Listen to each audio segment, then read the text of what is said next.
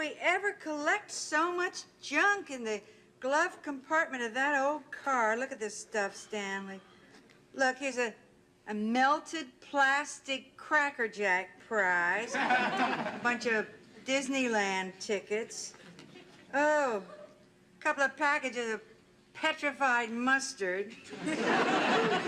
Ooh, here's a macaroon with penicillin growing.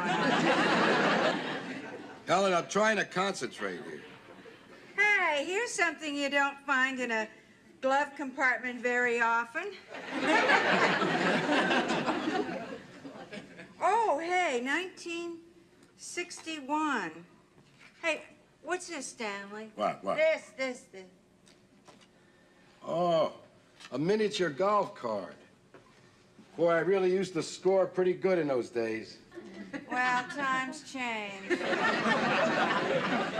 Maybe I need a better course to play on.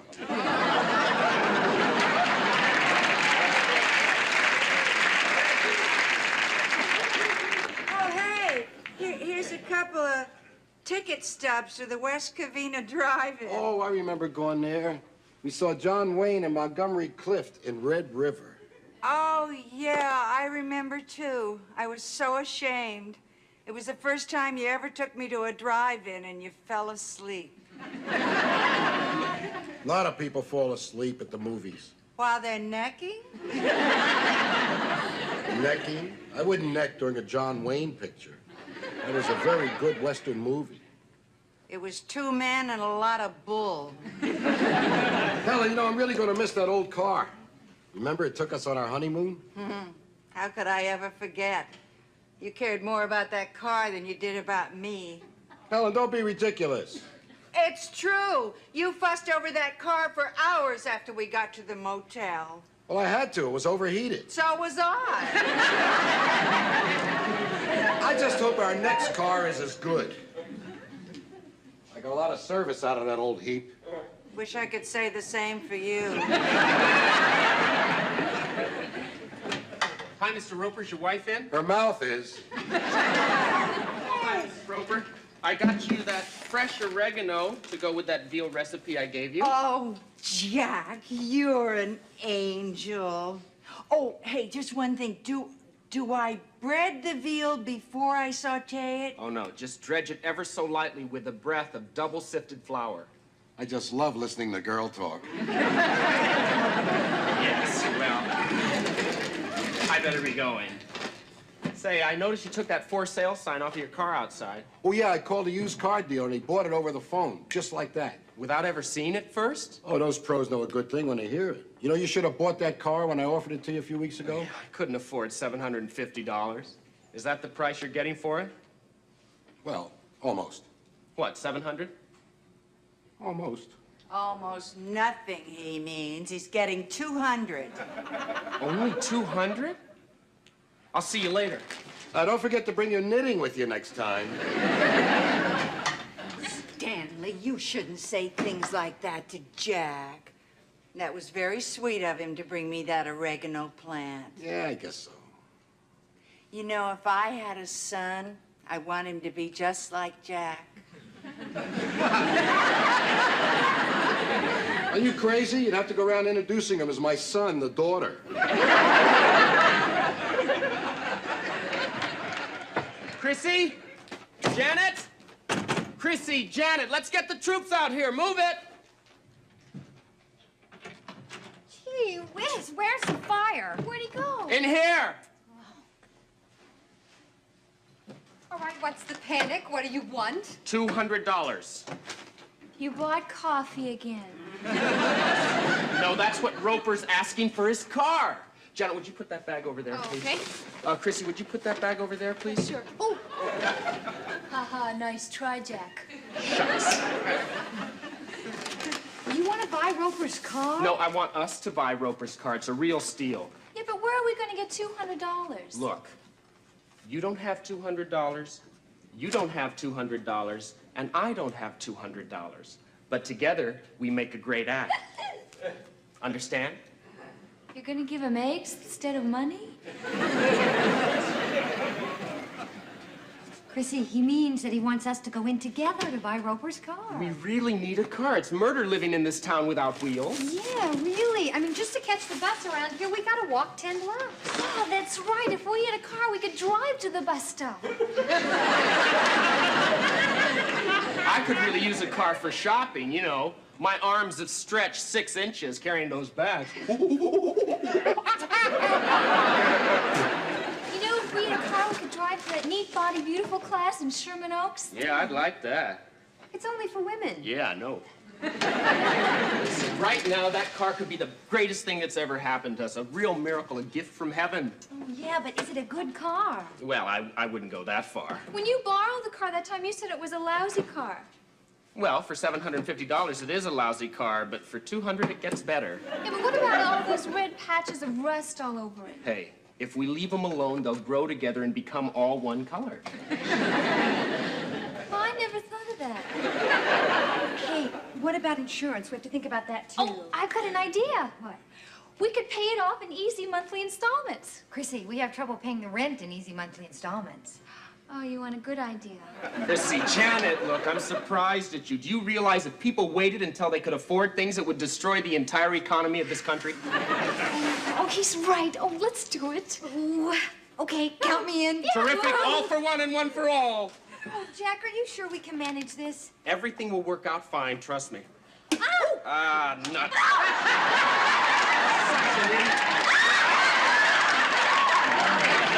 Breakfast, anyone?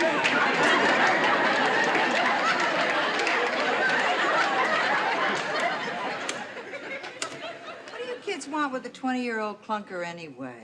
Well, we're not going to run it in the Grand Prix. You'll be lucky if you can run it in the street.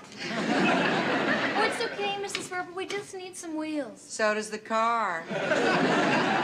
Helen, I'm trying to type the bill of sale. What's happened to you? Nothing happened to me. I don't mean Y-O-U-U. I mean you. You still want to buy a used car from this man? The U on a typewriter. Somebody stole it. Oh. Well, no use crying about it. It's probably in Mexico with a new paint job by now. It's very funny, Helen, very funny. How do I type automobile without a U? C-A-R. The missing U is an omen, Stanley. You shouldn't have gone back on your word to Mr. Wagstaff. Wagstaff, the used car dealer? Yeah, Stanley promised him he could buy the car. Yeah? And how come he didn't shake hands on the deal? Over the phone? Stanley, you gave him your word. You accepted his offer of $200. She's right. I'm sorry, kids. I gave my word to Wagstaff. Oh. Quick, how much money do you have? Once I give my word, that's it. Roper's word is Roper's bond. That's a rule I never break. We'll give you $212.60. Except when it's $212.60. Yes. How about that? We got a car.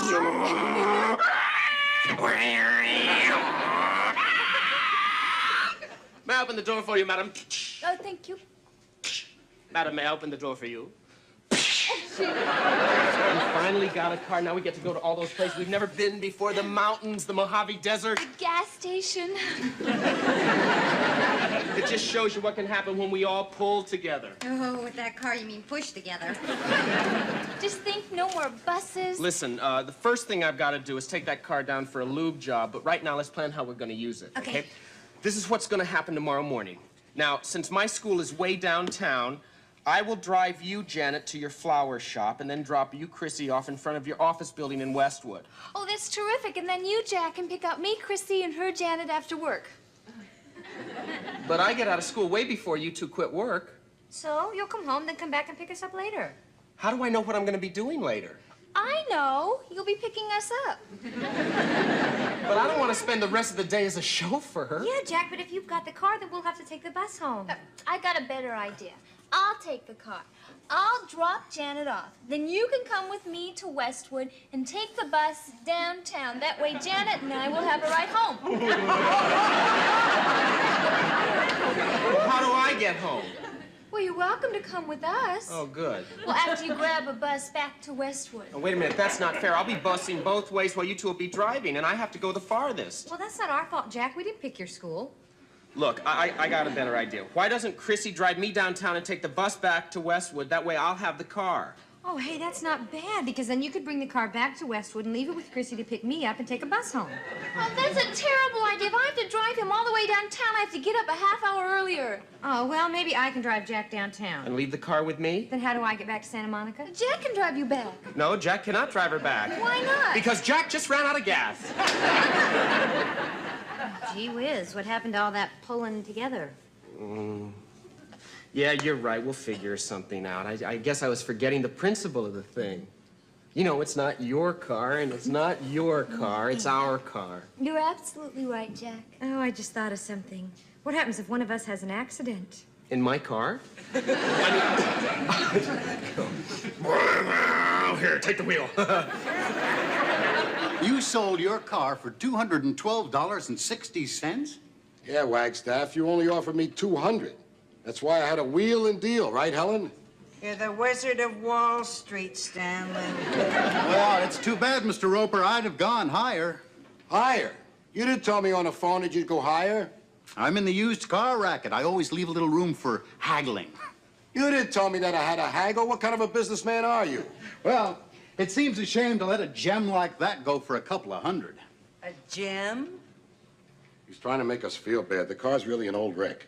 Maybe so, but didn't you say it was a 57 Chevrolet? Yeah, so? So 1957 was a very special year. To car buffs, that particular model is a classic. Classic? Yeah. You could have gotten $1,200 for it.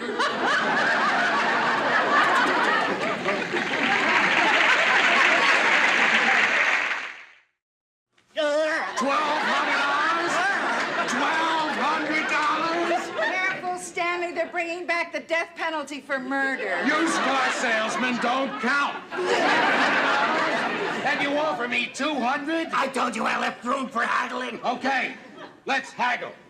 It's too late now. Maybe it's not too late. But Stanley, the kids paid you the money. They own the car now. But I never signed over the registration. You gave them your word. I also gave my word to Wagstaff here. So now you're going back on both words. Wrong. I'm only going back on the second word, not the first. I should have stuck with the first word in the first place. I mean, the second word, it doesn't count because the first word came first, and that's why I'm going with the first word. But you don't own the car anymore. But I can get it back in 2 shakes. Yeah, 2 shakes of a rat's tail. Helen, I'm doing this for you, my darling sweetheart. Did he say that, or are you a ventriloquist? Helen, think of all the lovely things I could buy for you with $1,200. Yeah, a new power drill. Yeah, new power drill. Well, you like me to fix things around the house, don't you? Yeah, I'd like you to start with your head. Helen, I'm going to get that car back. Look, Stanley, you cheat those kids and you're gonna regret it. I'll withhold my favors.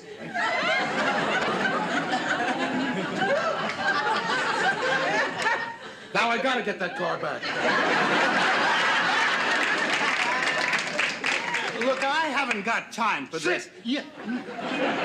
Stanley, I'd like to make a better deal just the same as you, but we don't have to trick the kids. Now, I'm sure if you leveled with them that they'd split the $1,200 with us. Split the $1,200? Never. If you don't promise to split with them, I'll go up there and tell them they should keep the car and sell it for whatever they can get for it. Wait a minute. I'll go up and tell them that I'll split with them. You promise? I promise. Thank you, Stanley. But you got to promise me something. Yeah.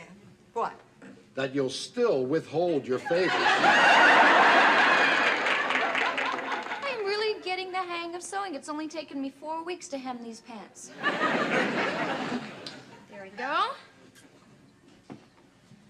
Ta-da!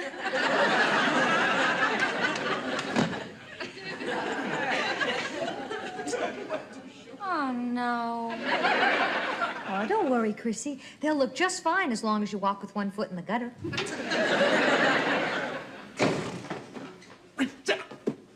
Touchdown!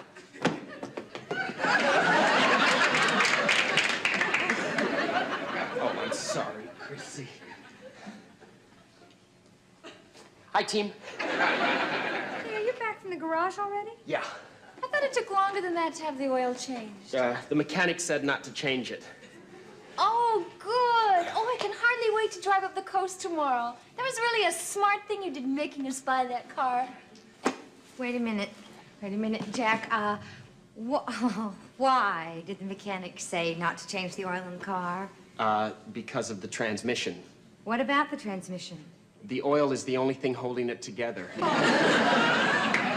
was really a dumb thing you did making us buy that car. It's just one of those rotten brakes. Rotten brakes? Yeah, the car's got those too. Oh, Keith. Is there anything else wrong with it? You mean besides the shock absorbers and the water pump? How much is it going to cost to fix all this? You don't want to know, and I don't want to tell you. In the olden days, they used to chop off the head of the bearer of bad news with an axe. How much? $300. Get the axe. I'm sorry.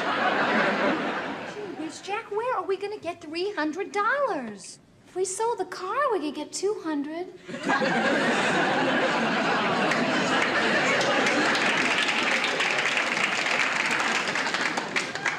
Listen, this is all your fault. You told us we could handle that car. Don't blame me. When I told you that, you should have understood something. What? That I'm stupid. Jack, Don't please. stop me, stupid. Who is stopping you? Harder. I thought women were supposed to be forgiving. Hey, I am forgiving. I'm forgiving you. A good switch. Hey. Hello. Mr. Roper. Nice to see you. I was just thinking about the car. It may not be as good as it looks. Oh, it's as good as it looks. Yeah, but something go wrong with it, like tomorrow. Or even sooner. Yes. I wouldn't want that on my conscience. You trying to say something, Mr. Roper? Yeah, I just spoke to Mrs. Roper, and she finally agreed with me. I'm going to make a split with you. A split? Yeah. I'll take the car back, and I'll give you back your money. What?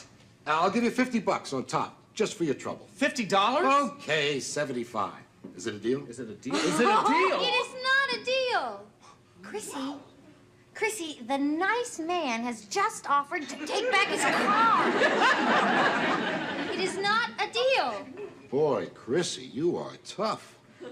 Okay, $100, but that's my final offer. We'll take it. We won't take it. Could I see you two in the kitchen, please? Certainly. Would you excuse us for a minute, Mr. Roper? Don't leave. Here, read something. Are you nuts? Chrissy, it's the answer to our prayers. That is not true. Nobody prayed. Okay, Chrissy, okay. We'll start now, okay? Please make Chrissy change her mind. Or better yet, give her one.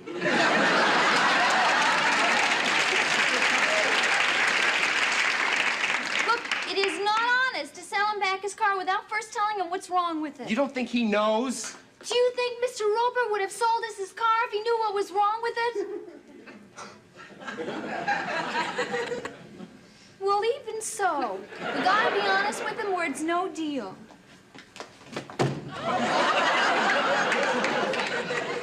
Mr. Roper, Yes? before we let you buy your car back, you ought to know that there are a lot of things wrong with it. Really? Like what? Tell him. Well, it needs brakes Okay. and shocks Okay. and a new water pump. A few bucks, that's all. Well, that's it. No, Jack, you forgot something. What? The transmission. Well, is it a deal? It's a deal. Okay. Here's your money, Okay. plus $100. But do me a favor. Don't tell Mrs. Roper about the 100, because she always thinks I'm much too generous. If she says anything to you, just tell her that we made a very equitable split. Whatever you say, Mr. Roper, and thanks. You know, I've misjudged you. You're really a pretty nice guy. As a matter of fact, I'm beginning to like you.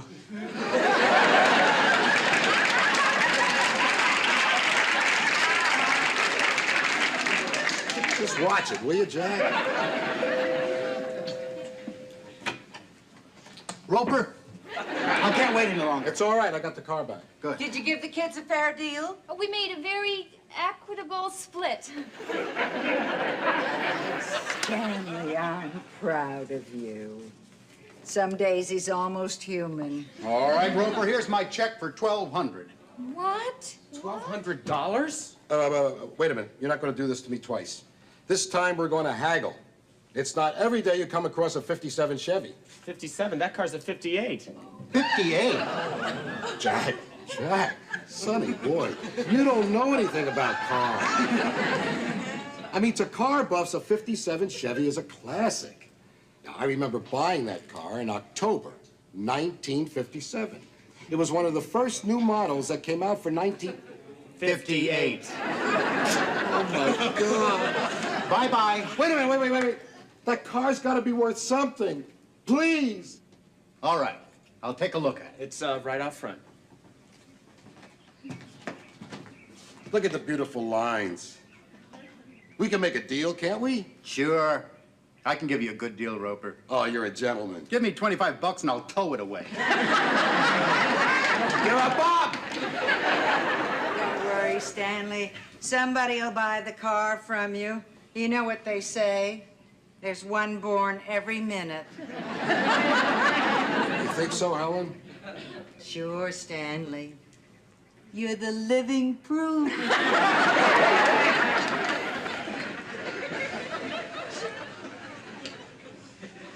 Yeah, well, I wasn't so stupid after all, was I?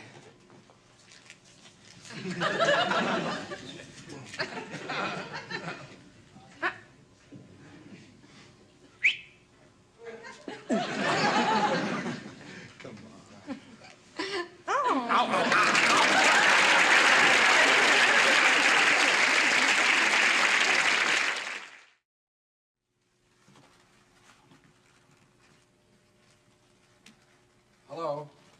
Oh, hi, Mr. Roper. What can we do for you? You remember yesterday when I was playing fair with you? You took me for $100. Now, I was just wondering... Mr. Roper, you don't have to say another word. We're going to give your $100 back to you. Oh, that's very nice. Yeah. Give it to him, Chrissy. To my darling wife, from her loving husband, Stanley. What's this? It's a coat Mrs. Roper's had her eye on for a long time, so we took the money and bought it for you. Yeah, you can give it to her as a present. Now, won't that be nice? It was a real bargain, $99.99. But I don't want to give her a present. I want my $100. Do you want us to tell Mrs. Roper about the equitable split that you didn't give us? On second thought, maybe she deserves a present.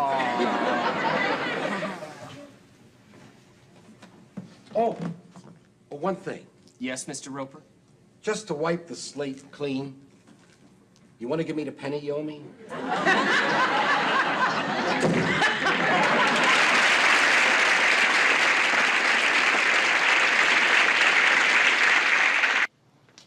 Well, how's my gorgeous little roommate today? Oh, hey, you want to come over here and say that? Why? This plant could use some fertilizer. Okay, plant, you are gorgeous. Yeah, it looks pretty good, doesn't it? Yeah. All I did was repot it and cut it back a little, and Mrs. Roper's got a plant that's as good as new. Well, if you could do the same thing to Mr. Roper, she'd be delirious. Yeah. Hey, what you got there? Oh, it's a present for Chrissy, the new Peter Frampton album. Is this her birthday? No, I just know how much she likes him, and... Oh, well, it's not my birthday either. Janet, it's not exactly a present. I just thought it would be nice to listen to it tonight with Chrissy. Just you and Chrissy? And what am I supposed to do, put plugs in my ears? Will you stop twisting everything I say? I bought it for all of us. Oh, well, in that case, thank you very much. You're welcome. And I'll be sure to turn it up real loud so you can hear it from your room. Listen, you... No, sense of humor, sense of humor. It's for all of us. That's better. I think maybe I'll take this down to Mrs. Roper. Oh, don't forget to tell Mr. Roper about that leaky faucet in the kitchen. Oh, thanks for reminding me. Oh, hi. Happy unbirthday. Oh, Jack, I've got to talk to you. First, I want to tell you about my surprise. Jack, this is important. What's more important than Peter Frampton? Michael Winthrop. What's he recorded? He's the guy I've been dating, remember? Oh, yeah, Michael the Gourmet Winthrop. Don't talk about him like that. I happen to like him. And I've invited him here for dinner. Dinner? You planning to send out? No, he's expecting me to cook. You? Chrissy, you can't cook. Don't you remember what happened when you tried to make spaghetti? Well, I just wanted to make sure that it was thoroughly mixed with the sauce. But you don't do that in a blender. You made us a spaghetti malted. Well, I just thought it would be faster. The correct way is to mix the sauce in a bowl, then pour it gently over the spaghetti. See, you just taught me how to make biscotti. Now, if you could give me a few more hints. Hints? Cooking is not hints. Cooking is an art. It takes years to learn. Oh, please. Well, I suppose I could give you a few pointers. And with a lot of practice and a lot of time, maybe, I suppose, eventually... When's this guy coming? Tonight. Tonight? Yeah, so if you could start teaching. Tonight? Can we go in the kitchen now? Tonight, Chrissy. The only way you could cook dinner tonight would be if I cooked it for you. Oh, Jack, I knew I could count on you. No, wait a minute, Chrissy. Hey. Are you all right? Chrissy, speak to me. Speak to me. Oh, poor kid must have passed out. I was giving her mouth-to-mouth resuscitation. Standing up? Oh, well, hey, it's the best way. The air goes downhill directly into the lungs. She looks all right to me. Well, see, it works. You know what I think? I think you Mr. and Roper, Chris... the leaky faucet in the kitchen? Yeah, it's been acting very strange lately. Not the only thing strange around here. I don't care what Jack says. They were kissing. I know a kiss when I see one. I didn't think you had that good a memory. Helen, I'm serious. How are they doing it, Stanley? Show me. Helen, it's no time to fool around. Okay, you want to make an appointment? Wait, do you think he's been pulling the wool over my eyes? Aw, come on, Stanley. Nobody's smart enough to do that to you. That's true. But what about all those times we saw Jack down at the Regal Beagle with all those girls? Oh, those girls were just pals. Why would a gay guy want to pal around with so many girls? To see how the other half lives? What about the time he took out my niece? I bet he tried something that night.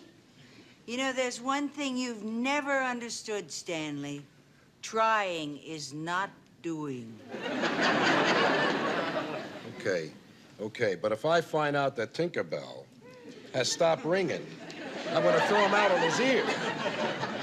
Look, isn't that pretty? How do you like it? What is it?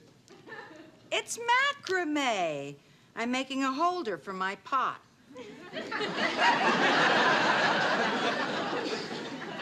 You knitting yourself a girdle? It's for hanging my plant that Janet fixed for me. Look, don't you think she did a lovely job? Yeah, lovely. Why'd you have to invite her to dinner just because she fixed a plant? What's so great about a plant? Well, for one thing, it's alive. Which is more than I can say for some things around this house.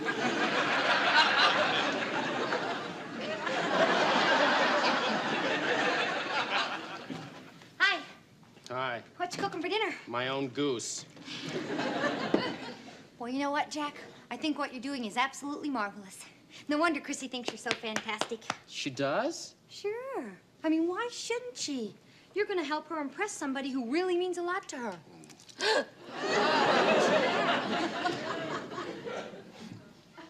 Jack, are you jealous?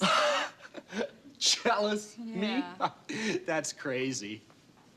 Look, I admit I like Chrissy. You know, she's a nice person. And you're a nice person, too. I like you. And if I were doing this for you instead of Chrissy, I'd feel exactly the same way. What way? I don't know. All I know is that you two need looking after, and here's Chrissy dating this total stranger. Well, if you feel that way about it, why don't you spoil the dinner? And ruin my reputation as a chef? Excuse me.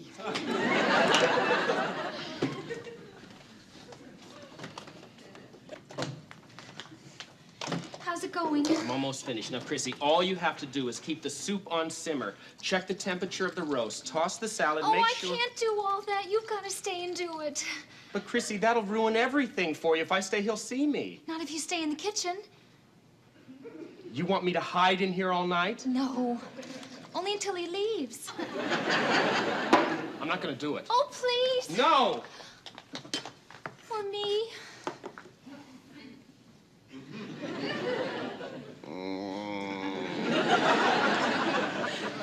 Okay, but from now on, just call me Cyrano de Tripper. Huh? Yeah, I'm cooking to light another guy's fire.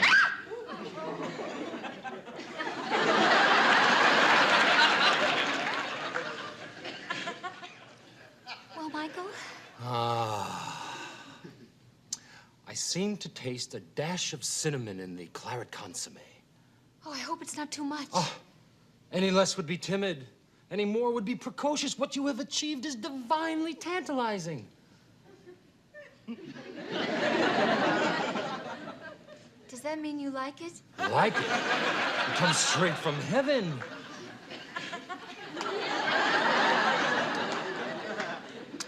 Now, the salad. Oh, that'll be that green stuff right here. Oh!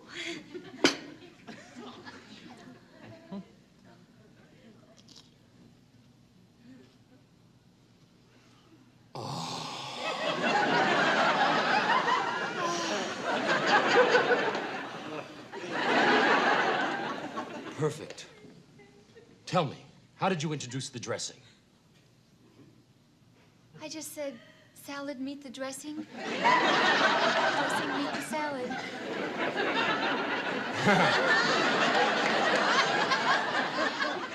Seriously, how did you do it?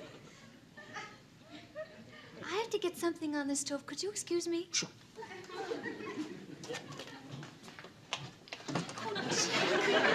Oh, he's asking questions. And you're giving him some answers. Dressing, meet the salad. Hi there, salad. You look a little limp. Oh, dressing, am I glad to see you. Cover me quick, I'm naked.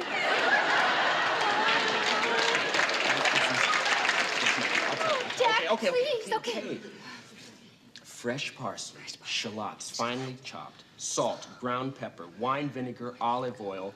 Stand 1 hour, then pour gently into bowl and toss. You got all that? Yeah. Fresh parsley. Fresh parsley, chopped shallots. Salt. Allow me. You smell wonderful. What's that perfume you're wearing? Wine vinegar. The salad dressing. Oh, never mind that. I've got to know something else. You do? That appetizer, the rice mold you made for the stuffed artichokes, was that cooked in a saucepan or a double boiler?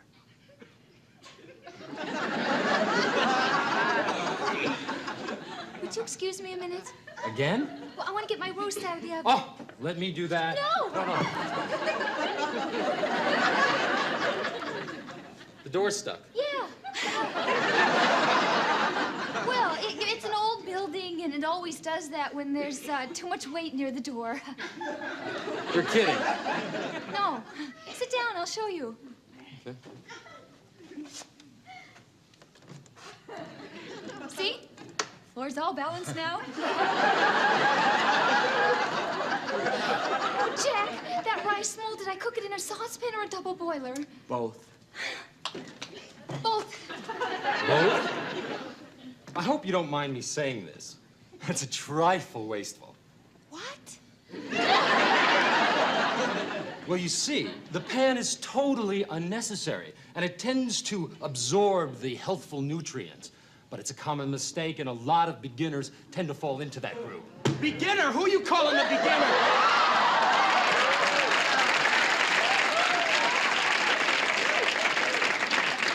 Who are you? Oh, you don't like my cooking, huh? You're cooking? Chrissy, Well, what's maybe you'd like to try my special egg recipe. Look, I don't know what... Oh, no, I insist. The yoke's on him.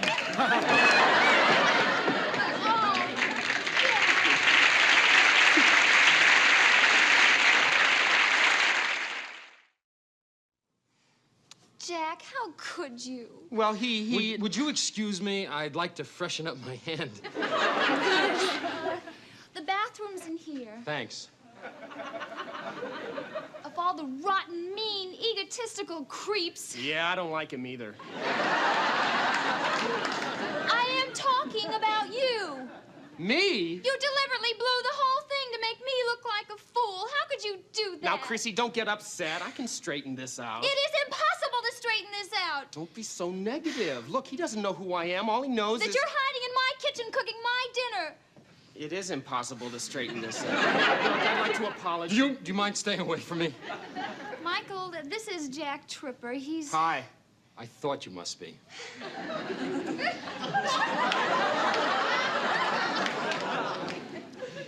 Jack is studying to be a chef, and, well, I wanted to impress you, so I asked him to cook the meal for us. I'm sorry. Well, I'm afraid I can't accept your apology. What? What kind of a fink is he? There's no need to apologize. The point is, you did all this for me. I'm very flattered. He's quite a nice fink. So, now that the cat's out of the bag, so to speak, thank you and goodbye. Goodbye?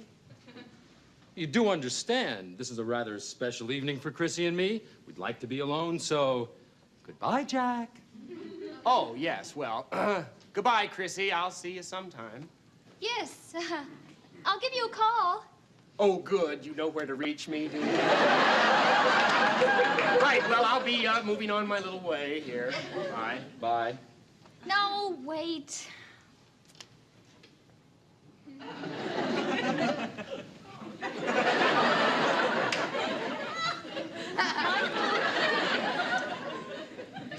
There's something you ought to know. Jack lives here. Oh, well, in that case, I'll take you home. No, I live here too. With Jack? Oh, it's all right. The three of us lead our own lives. Oh, good. The three of you? You and two guys? No, me and two girls. And you can still find time to cook?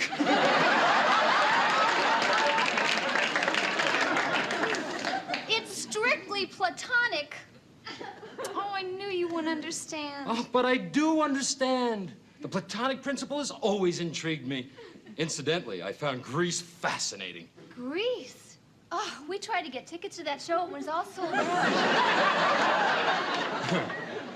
Chrissy. That reminds me. What? Let's get on with the dinner. So far, it's been excellent. Oh, well, thank you. Yes, the stuffed artichokes were very delicate. Thank you. The claret consomme was a delight. Maybe a bit too much sugar, but otherwise first rate. And the wine you chose, a subtle, yet daring... Too much sugar? Yes, cinnamon in the consomme is enough. Too much sugar? Does he have a hearing problem? Too much sugar. Maybe for someone with impaired taste buds. Jack, If my taste buds were amputated, I could distinguish between sweet and sickly. Sickly. You don't need taste buds. You need a new palate, which may require a new brain. Are you saying I am insensitive? Oh, no. I'm just saying that you have the mouth of a rhinoceros. Even a rhinoceros wouldn't add sugar to cinnamon. I mean, anybody who would do that is in the same class with the great chefs like Julia Childs, James Beard, and Robert Carrier. All I can say is the last time I spoke to Raymond Olivet, he was emphatic. You spoke to Raymond Olivet? He said, no sugar with the cinnamon in the claret consomme. You spoke to Raymond Olivet? The chef of the Grand Vefour in Paris? You know Raymond Olivet? We stuffed chickens together. Jack, you're being very rude. Not only that, I put too much sugar in the consomme. Good. Now can we get on with dinner, please? So you know Raymond Olivet? A charming man. Well, did he give you any tips? Michael, should we sit down? You should see the way he sautés his onions. How? Would you like me to show you? Are you kidding? Come into my kitchen. Fellas! How about his pâté en brioche? Well, I've heard it described as catching a dazzling ray of sunlight.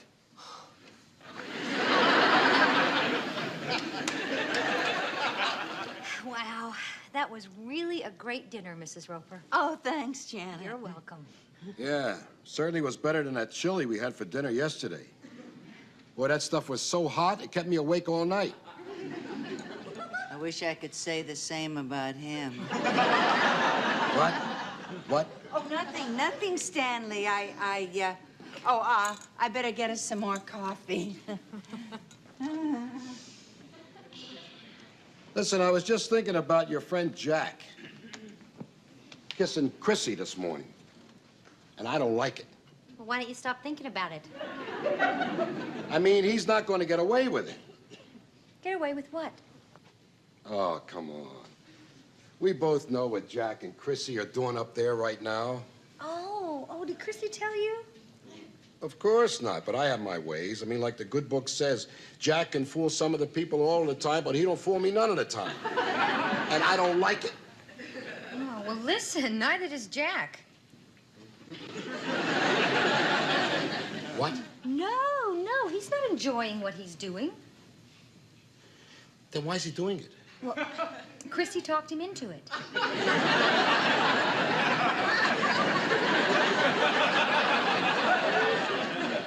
Chrissy? Why? Why not? I mean, he lives there, and he can do the job.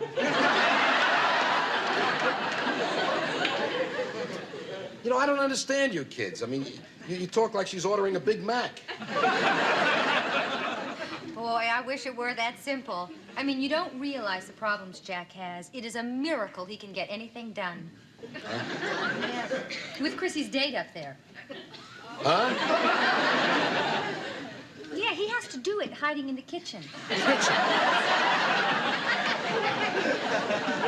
a minute, wait. You mean there are 3 of them up there?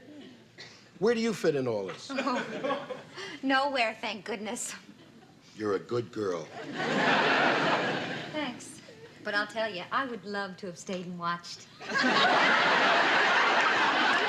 Watched? But it would have made Jack too nervous. Helen! Helen! Coming, I'm coming. Never mind the coffee. You know, I let that kid move up there because he said he was gay. But after what I saw this morning and after what I heard just now, I know better. Whoa, wait a minute. Whoa, Mr. Roper. All I said is that he's up there cooking dinner for Chrissy and her date. You see what I mean? I'm cooking a dinner? Yes. What's wrong with that? I don't know. Yet. Mr. Roper, that is all that's happening.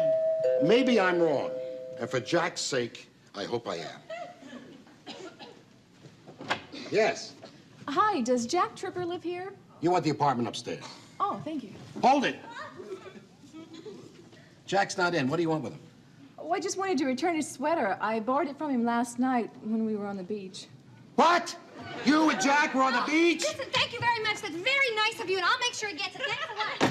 You hear that, Helen? Jack and that girl? What about that? Oh, well, Isn't that just like Jack taking the sweater off his back for somebody in distress? yeah. This is proof, Helen.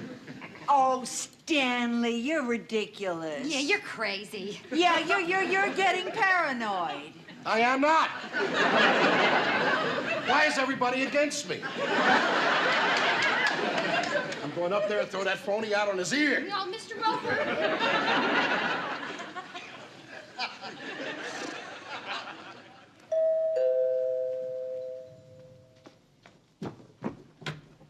All right, where is he? Who? Your friend Jack. Take it easy, Stanley. Take it easy. Jack is no friend of mine. What? What happened? What he did to me was unforgivable, Janet.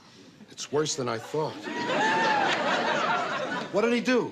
He stole my date.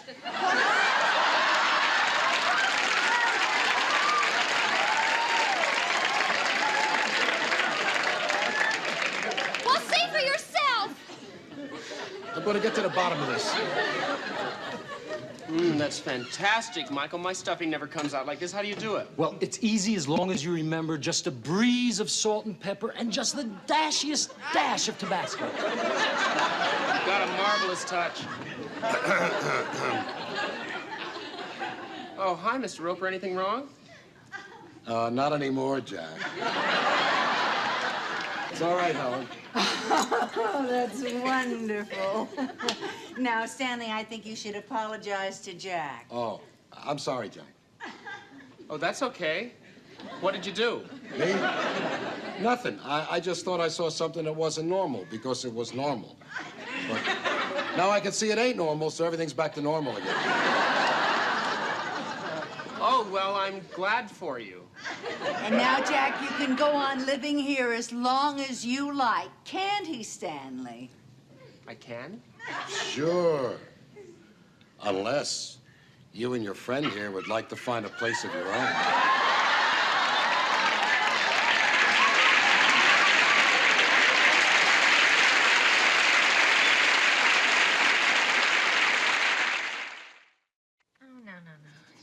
Do you think Chrissy will ever speak to me again without throwing something?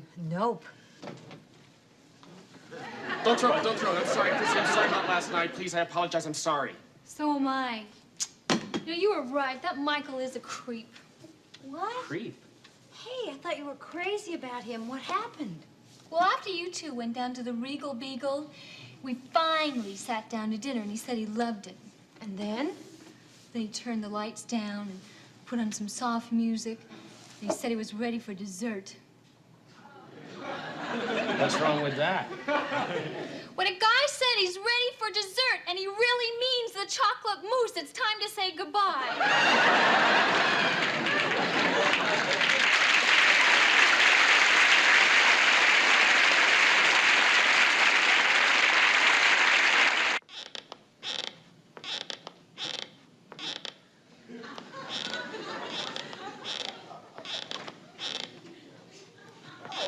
Stanley, what are you doing up? It's 3 o'clock in the morning. I can't sleep with all that racket.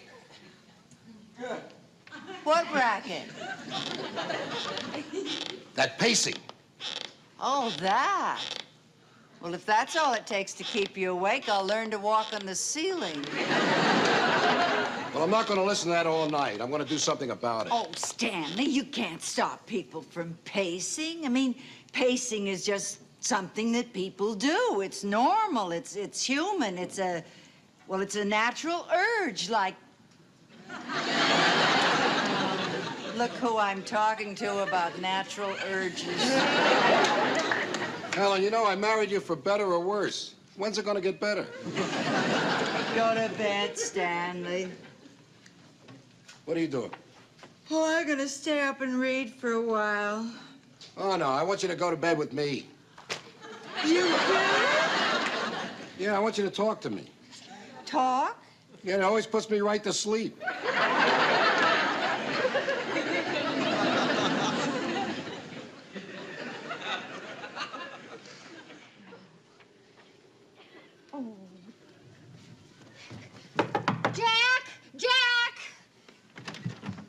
What is it? Fine roommate you are. How can you be sleeping at a time like this? Oh, sorry. I must have dropped off when I went to bed. Jack, Chrissy isn't home yet. Huh? Chrissy isn't home. Oh, that's a lovely idea, Janet, but I'm too tired. Oh, you don't understand. All right, Janet, what's the problem? Well, number one, Chrissy went out with the girls from the office after work, and she isn't home yet. So what's number two? What do you mean, what's number two? Well, generally, when people say number one, what they do is they follow it up with a number two. So what's number two? There isn't any number two. Well, Don't you look, not to- understand? Chrissy isn't home. Well, Jack, what are we going to do? Okay, I'll tell you what we're going to do. You'll go to bed, I'll go to bed, and when Chrissy comes home, she'll go to bed. Then we'll all be in bed together. Separately together. No, I'm too worried to sleep. I'll just wait up. Okay, good night. Good night. By the way, what time is it? 10 after 3. Mm-hmm. 10 after 3? 10 after 3? Chrissy's usually home by midnight when she has to go to work. Why didn't you tell me it was 10 after 3? Okay, calm down, Janet. You okay? Listen, Jack. Listen, I'm really worried. Now, where can she be? Wait a minute. Now, there's got to be a simple explanation. Like what? Like Chrissy goes with her girlfriends to this club, all right? There's a band, she meets some guys, she starts dancing, then Chrissy forgets the time, you know Chrissy, and suddenly she says, oh my, look at how late it is. And so she asks this guy to drive her home, and then, He's drunk, he hits a bus, and they're all killed. Where did you get he's drunk and he hits a bus? Same place you got the band and the dancing. Okay, there wasn't any dancing. There weren't any guys, and they were drinking root beer from paper cups, okay? All right, and then Chrissy notices the time, and all the girls get into a cab with a sober woman driver. They drop Chrissy off first, and she's home safe and sound. No, then she should be home safe and sound right now. Oh, my God, something went wrong. I just know it! You gotta call the cops. You have the parents' phone number? You got... No, wait. I'm fine. I'm cool. I liked it better when I was hysterical. Chrissy, you're safe. Oh, honey, you're home. Where have you been? Do you have any idea what time it is? You should have been home hours ago. Haven't you ever heard of the telephone? Boy, I hope you're satisfied coming in at this hour. Janet and I were worried sick about you. Yeah, you could have been raped or mugged or killed. Don't you have any consideration for the... Listen, Chrissy. Stop it! One of the reasons I left home was because no one thought I was old enough to take care of myself. Well, let me tell you something. I am old enough, and I really resent the two of you playing mother and father and treating me like a child.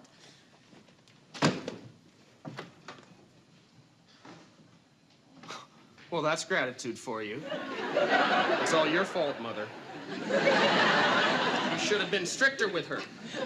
Maybe we better go have a talk with her. Maybe you should wait here. I got a feeling one parent is enough right now.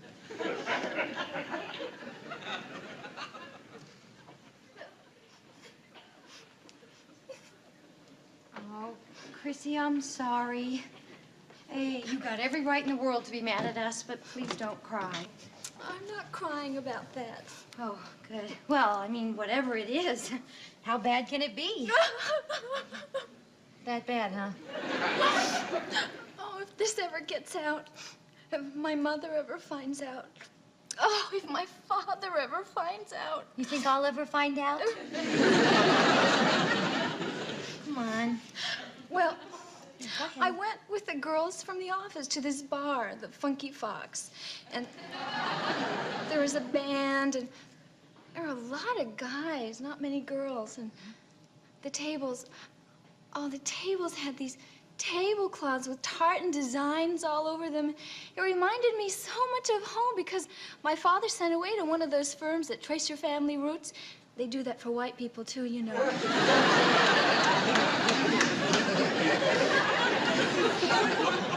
And they said that our ancestors were Scottish, so we had to have everything in tartan tablecloths, tartan towels, tartan skirts. I even had to wear Chrissy, what happened? Well, I met this guy. He was really cute, good dancer, very sincere. We talked for hours. Well, it sounds like you had a wonderful date.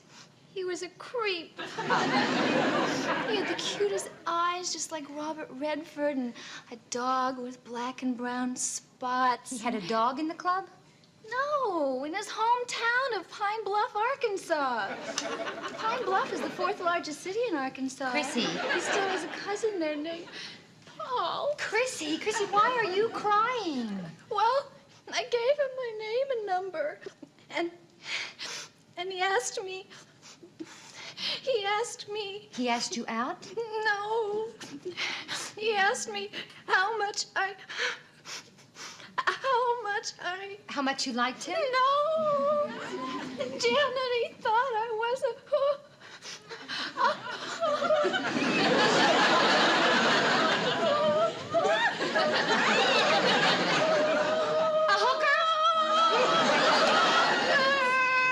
What's going on in there? Nothing. Oh, don't tell Jack. I just died. No, babe, no. Is everything all right? You're great, just great. Oh, good, because I thought I heard some crying. No, I was just laughing.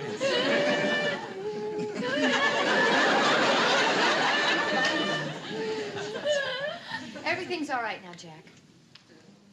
Chrissy, where'd you go tonight? She went to the Funky Fox. The Funky Fox? You shouldn't go there. People will think you're a hooker.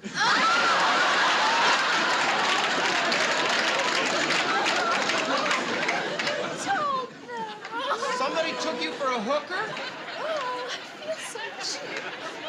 Cheap? That's one thing those girls are not. I heard about it from some guys.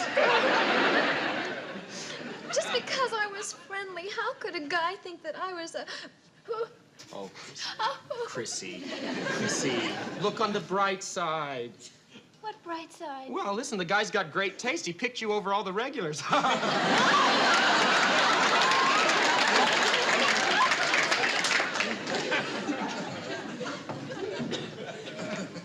Very funny, Jack. You're a very funny guy. No, look, I was just trying to You know, cheer... it is a super thrill living here with you because we know we can count on you. When the going gets rough, you come up with dumb jokes.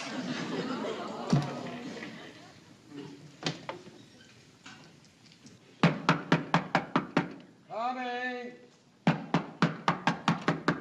Hold your horses. First it's pacers, now it's knockers. You're getting a nice variety, Stanley. Who is it? Police Detective Lanigan, sir.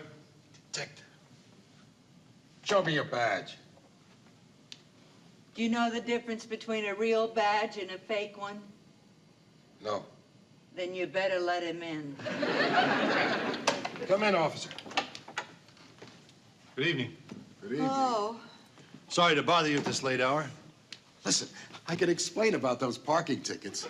Parking tickets? Yeah, I never even saw them. They must have fallen off the car. Otherwise, I would have paid for all 5 of them. I'm not here about parking tickets. What parking tickets? I'm from the Vice Squad. Oh, boy, are you in the wrong apartment.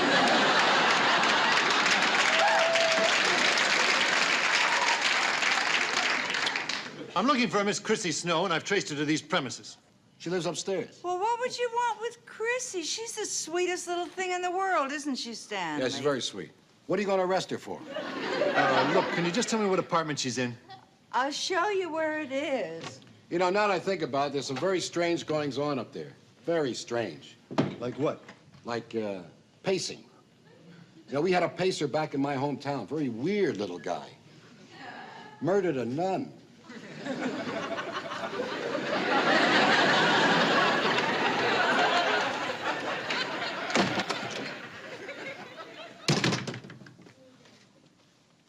Oh, Jack, listen, I'm sorry. Where are you going? I thought I'd take a walk. At this hour? Why don't you go to bed? Because I hate myself. Can't you hate yourself in the morning? No, you don't understand, do you? Chrissy needed comforting, and what did I do? I made her feel worse. Who can that be? Who is it? Open up, Jack. Just what I need, Roper. Oh, Miss Chrissy Snow, please. Who are you? Chrissy. That's him! That's the creep that called me a hooker! Are you sure this is a guy?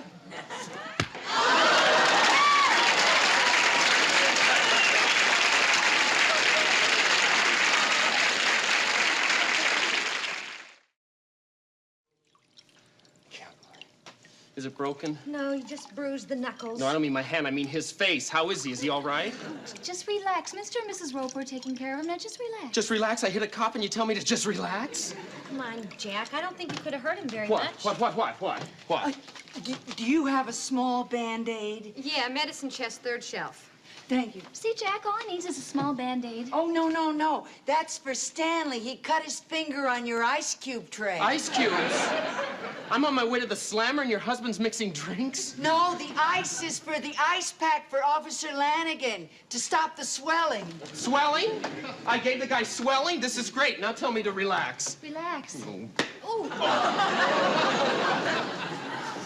Do you have any idea what the penalty is for hitting a cop? What? How is he? Oh, relax, Jack. It's not that serious. Oh, good. Thank you, Mrs. Roper. Anyway, we'll know better as soon as he's able to stand up by himself. That's it. I'm finished. I've had it. 1 minute I'm sound asleep in my bed. The next minute I'm a picture on the post office wall. All right, take it easy. Take it easy. All right, which one of you guys hit me? He's still a little dazed. Well, it was me, officer. I'll go quietly. Oh, I'm sure Jack didn't mean to hurt you. He's not a violent person. I would have warned you if he was. Thank you, sir. We need more people like you. You need him, you can have him.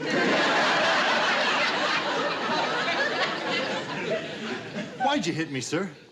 That was a terrible thing to do. I feel really badly that you did that to me. Oh, God, I hurt his feelings, too. I just don't understand why. Well, I can understand you not understanding, but you see, earlier tonight you made a very offensive remark to my friend Chrissy here, and that made me think that you weren't such a nice guy. I can understand that. Oh, boy, I'm glad. But you see, I'd already figured out that I was mistaken about Chrissy. That's why I'm here, to apologize. Thank you. You're welcome. But then you hit me. Oh, no. Officer, look, I'd like to apologize for hitting you. Why don't we shake? Fair enough. All right. Well, that's settled. Why don't we all have a drink? Come on, Stanley. Thank you, ma'am, but I can't drink on duty. Oh. You could have a cup of cocoa. Cocoa? Yeah, for medicinal purposes. You're still on duty? Yes, miss. I'm in the process of apprehending a felon. Oh, well, listen, in that case, don't let us keep you. Apprehending a felon? That sounds so exciting. Yeah, who is it? You, sir. Me, sir? Yes, sir. You assaulted a police officer. But you shook hands. You can't arrest someone when you shake hands. That's a rule.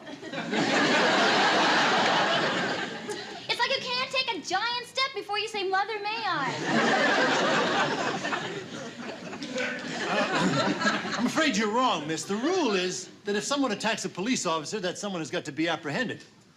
Oh, excuse me, I feel a little woozy. I think I better sit down.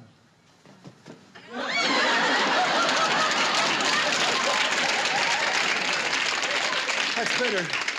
See, I didn't know you were a cop. I thought you were a creep. Let me get this straight. Your intent was to assault a creep? See, that's right. Oh, well, that's a different matter altogether. What we have here is a case of assault on a police officer with intent to punch a creep. Exactly. However, according to the book, I still have to take you in. What are you doing down there? Oh, Now, look, officer, he didn't know that you were a cop. That's right. You didn't identify yourself. I'll have to think about that one. What do you mean you have to think about that? Janet. No, Jack, who does he think he is? Let him think about that. Oh, she's right. Who do you think you are? Chrissy, he's thinking about that. Hey, what right have you got anyway to be making lewd advances to my friend here? Look here, miss. Huh? I'm a police officer, and I have the right to make lewd advances to anyone I like, as long as I keep dirt off the streets. Well, you didn't flash a badge or anything. He flashed for Stanley.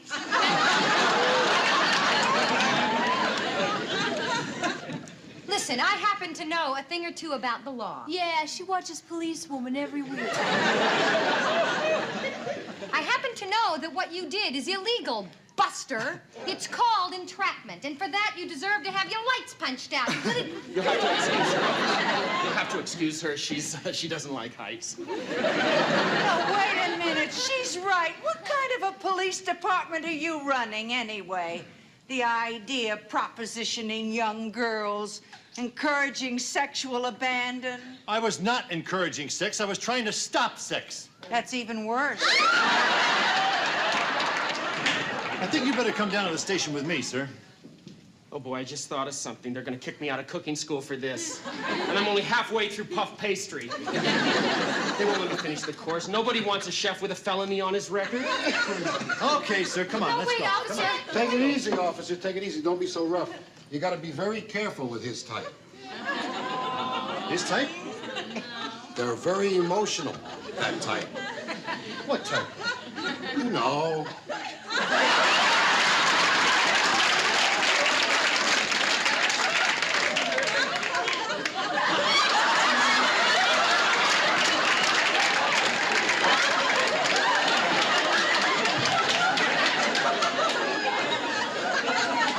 Not me, him.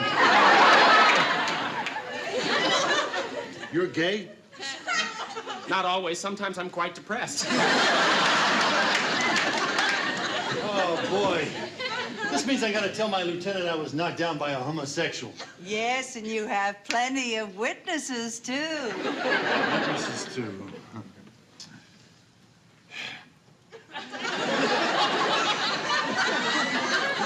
What's that for? Are we going to be handcuffed together?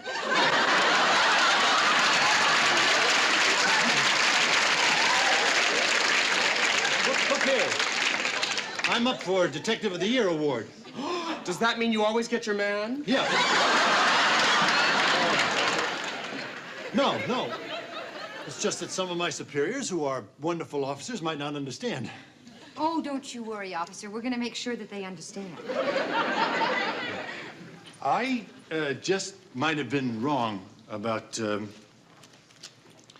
yes, here it is. You were right, miss. The rule is you cannot arrest somebody after they shake hands. I knew it! You are a wonderful officer.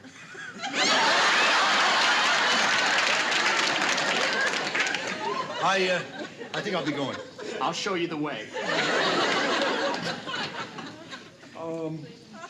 Miss Snow, could I talk to you for a second?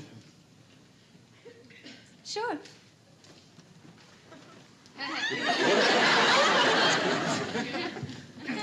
Excuse me. What I wanted to say. It's all right.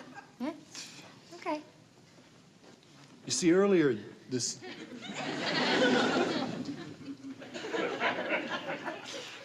Look, I'm really sorry about what happened at the club, okay?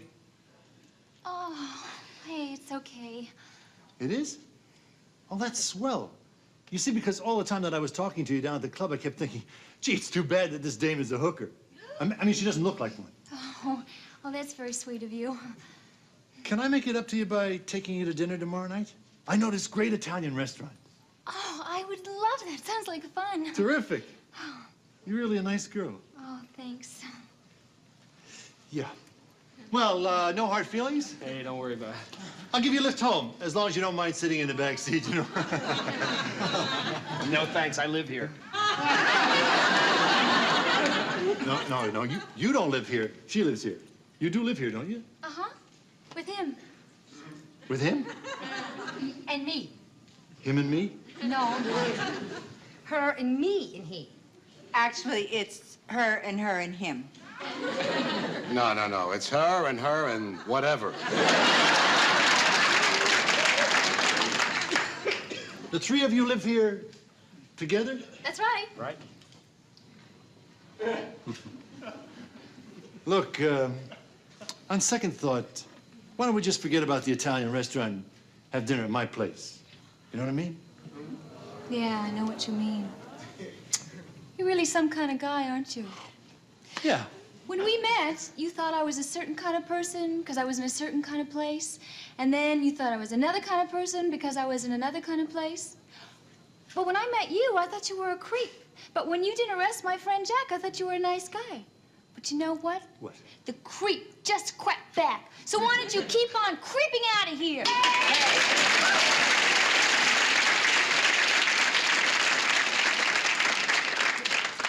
It's just a thought. I mean, I'm not busy tomorrow night.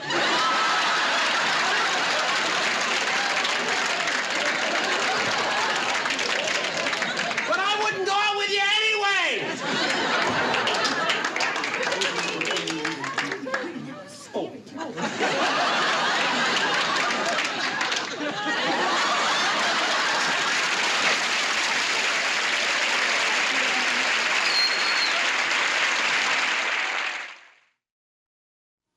Oh, Jack, I want to thank you for standing up for me. You are my hero. Oh, Chrissy, for you, I would have punched out a squad car, too. Ooh. Mommy! Oh, get the ice. Actually, I think I could use some heat this time. Chrissy, would you just rub right down those sure, knuckles? Yeah. How's that? Oh, that's great, except the pain's shooting right up my arm. Oh, dear. Yeah, it's in the shoulder now, right in there. Uh-oh, it went over to this shoulder. But it's still in the other shoulder. No, it's into the neck area. Thing in the neck. Get it in the neck. There's some things in the earlobe. Earlobe. Oh, yeah.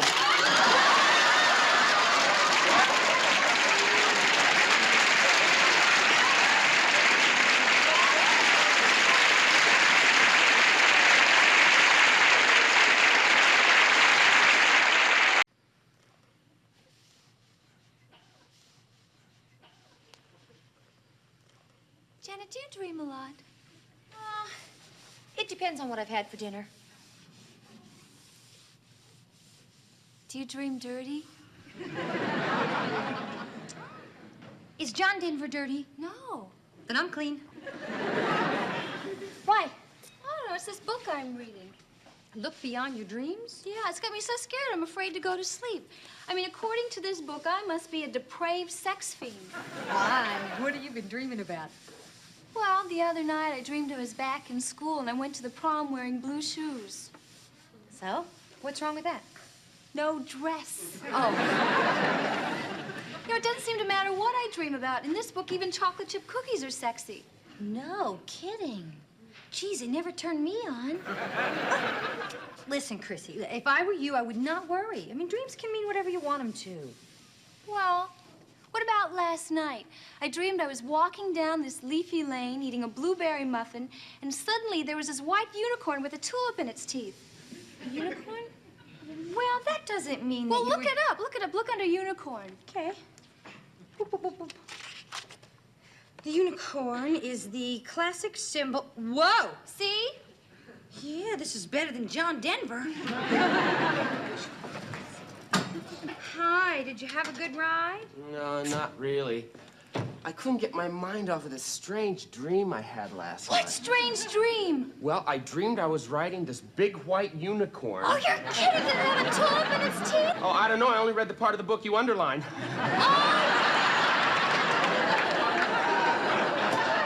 I'm fine. I'm fine. Did I get any calls while I was out? Nope. Oh, good. I was hoping no girls would call me. I was hoping I wouldn't get any calls at all. Well, that's good, because you didn't. Oh, terrific. I don't want to go out tonight. I mean, just because it's Saturday night, why do people always feel they have to go out? You girls got dates for tonight? No. Oh, good. Good? What do you mean, good? Well, I mean, it's good we can be together. I'm looking forward to spending an evening with my two best friends. Oh, Yeah, we'll have a great dinner, then we can talk. Yeah, maybe we could play a little Scrabble? Yeah. Or we could watch TV. Oh, we'll have a great time. Yeah. Oh, I'll get it. No, it's for me. Hang on. Mine. Hey, baby, listen, I got this great new JT album, and if you've got a turntable, maybe we can get it on. Oh, hello, Steve.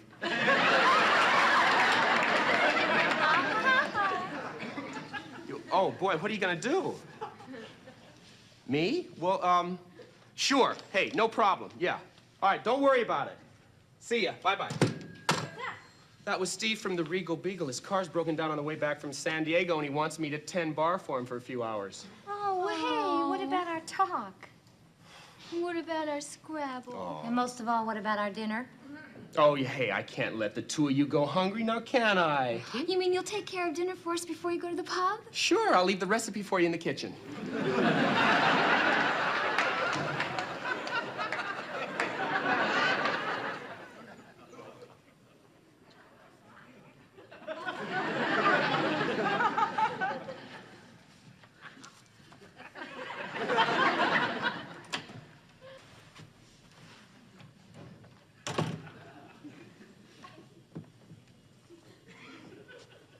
Okay, say it. Say it, Helen. Come on, say I never take you anyplace. You never take me anyplace. You're gonna be sorry you said that. Come on, we're going out. Put on your makeup.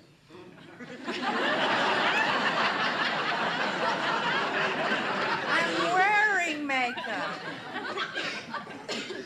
Oh, good, good. Hey, wait a minute. Where are we going? To the movies. Oh, hey, terrific! To the movies. What are we gonna see? A Frankenstein festival. Frankenstein. Yeah, it's all on one program. The Bride of Frankenstein, The Ghost of Frankenstein, and Frankenstein meets the Wolfman. No, thanks. You go. They're your kind of people. You don't want to see Frankenstein and the Wolfman? Well, can't we see something more romantic? No, Why not? because I don't have free passes for something romantic. You don't have anything for something romantic. No? Well, listen, Helen, before we got married, a lot of women were attracted to me. And plenty of them still are. The only women interested in you are tenants with backed-up toilets. Are you saying that women are only interested in me for my plumbing?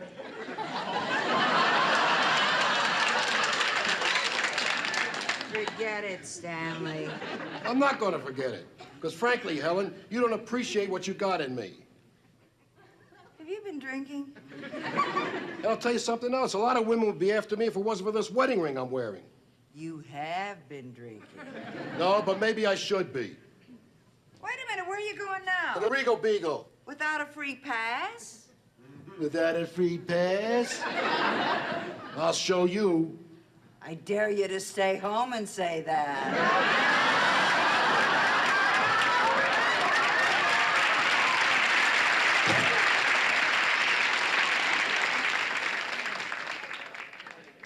Here you go, ladies, 2 daiquiris.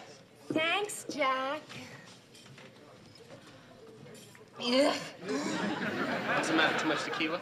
You're not supposed to put tequila in a daiquiri. Well, then it's definitely too much tequila. Look, I'm sorry, Joan. I guess I haven't got Steve's touch. I'm afraid you're gonna miss him. Yeah, especially since I was supposed to have a date with him tonight. Hey, what are you doing tonight? Me? Oh, you gotta be kidding. I couldn't date Steve's girl. He's a very close friend of mine. He's also very big and very strong. No, Steve wouldn't mind, really. What do you say? I'll fix you some fresh drinks. I'd rather have a fresh you. Excuse me. Hi, Mr. Roper. What can I do for you? What are you doing here? Oh, I'm picking up a little extra cash. Steve's car broke down. He'll be along later. Oh, Something wrong? it shows, huh? You want to talk about it? Nah. Okay. What's wrong with you? Nothing's wrong with you. Why don't women find me attractive? You're attractive.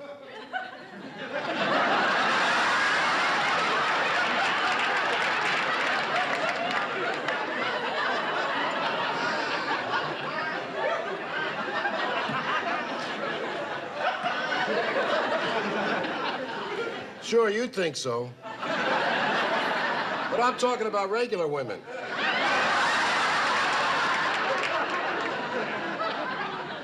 Mr. Roper, why don't you cheer up and have a daiquiri on the house?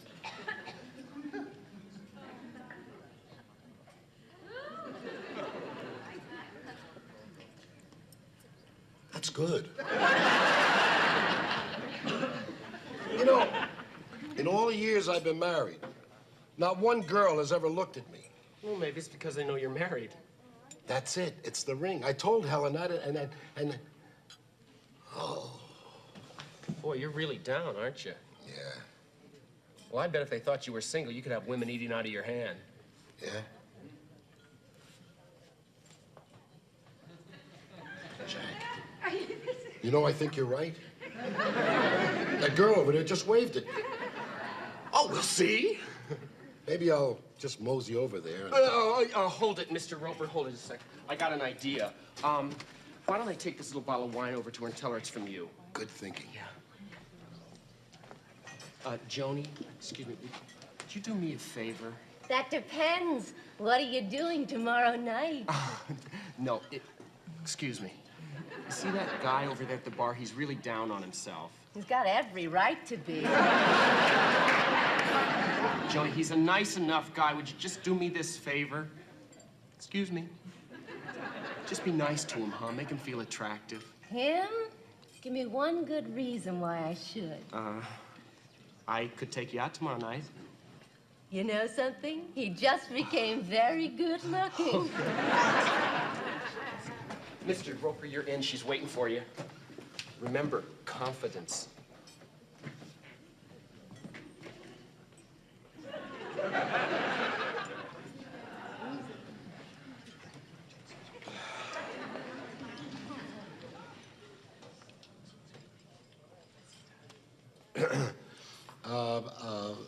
Hi, good looking.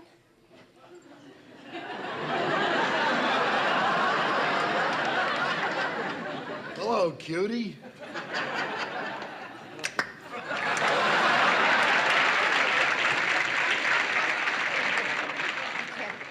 Soak the brains and the sweetbreads in ice-cold water for 45 minutes. Looks like Jack already did that. Janet? What part of the body do brains come from? The head part. You mean these are brains? Chrissy, you think maybe you could go for a hamburger down at the Regal Beagle? I thought you'd never ask. Okay, let's go.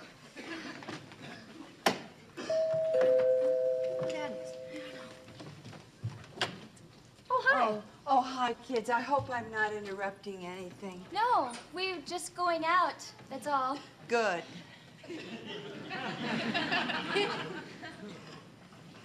Mrs. Roper, is there anything wrong? Yeah. Stanley got mad at me. I told him that he wasn't attractive to women, and it really hurt his feelings. I shouldn't have told him that. Oh, Mrs. Roper, now come on. He's gonna know you didn't mean it. Oh, I meant it. I just shouldn't have told him. Well, why don't you take your mind off it and come with us to have a hamburger? Oh, hey, that's a good idea. Where are you going? The Regal Beagle. Oh, I can't. Stanley's gone there. Oh, now come on, Mrs. Roper. Listen, I bet the one thing that he wants right now more than anything is to see you. 6 plumbers were there before me.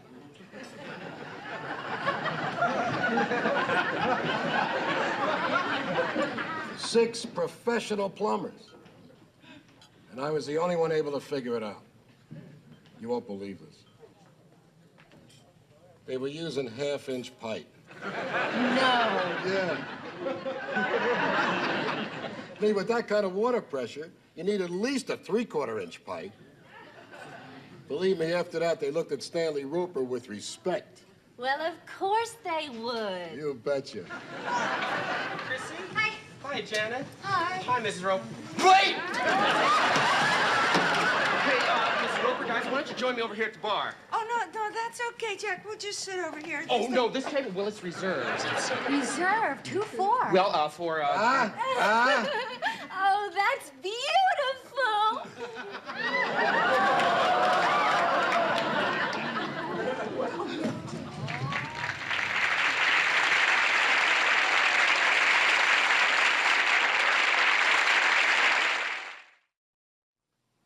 Poor Mrs. Roper. Well, why'd you have to bring her here? I thought you two were going to stay home tonight and eat that dinner I left for you. Oh, no way. Besides, I never had sweetbreads before. And I've never had brains.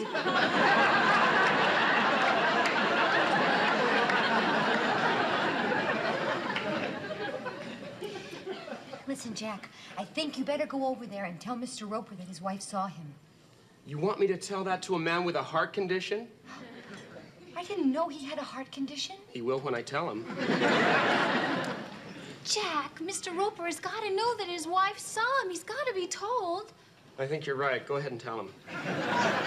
Us? Hey, why don't you go tell him? Because I have to stay here and mix a couple of drinks. For who? For me, I want to be ready when the screaming starts. Listen, Jack. Oh, come on, Janet. We'll do it.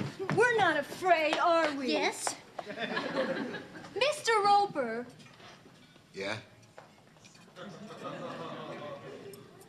Janet has something she wants to tell you. No.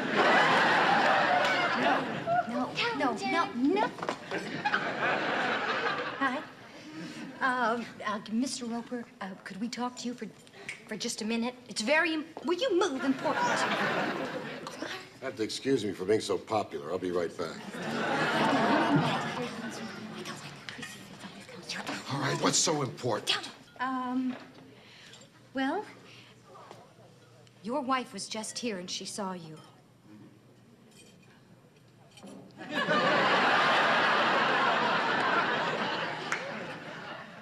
I think you better tell him again.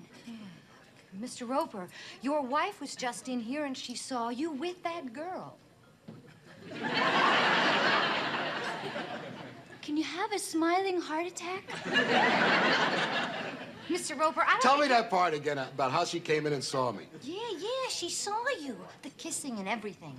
Oh, that's good. That's very good.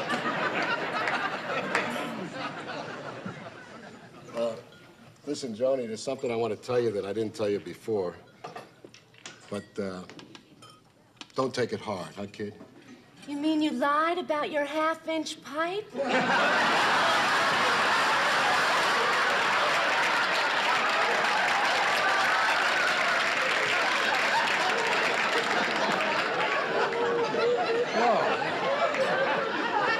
I wouldn't lie about that. What a relief. There's no easy way to tell you, so I'll come right out with it. But you gotta promise me something. No tears. Oh, I promise. It's all over between us. Over? Now, you promised no tears. Oh, I'm smiling, see?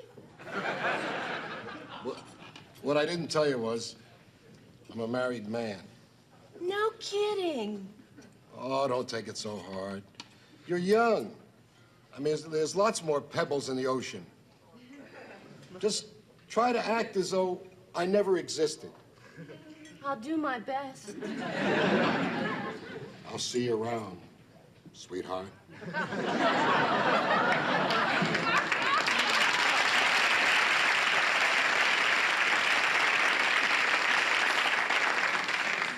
Good night, kids.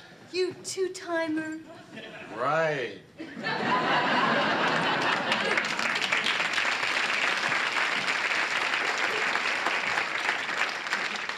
Jack, after what I just went through, that dinner better be good. I got it fine, thank you. Isn't he cute? He can make me do almost anything. Oh, get out of here, you crazy. Good night. Why do you have to take her to dinner? Jack, Oh, you know what time it is? It's time for the Regal Beagle sing-along. Jack, a listen. free drink to the best voice. I've been working on the railroad. All the live long day. Woo, You don't like that song? I got another one. Alouette, chante alouette. Stop it! What? I like that song. Chrissy, don't you understand? Jack is the one who got that girl together with Mr. Roper. Oh, Jack, did you?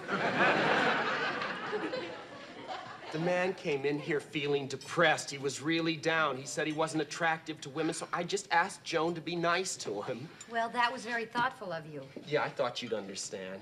Right. Now, all you have to do is make Mrs. Roper understand. Come on. Are you kidding? I can't leave my post. I promised Steve I'd stay Well, here. I finally made it. I'm sorry it took so long. Oh, hi, Steve. Hi, girls. Hi. Jack, thanks for covering for me, huh? Hey, you can take off now. Oh, no, listen, I'll stay and wash the glasses while you mix the drink. Oh, look, Jack! What? Get him, Chrissy! They're very attached to this.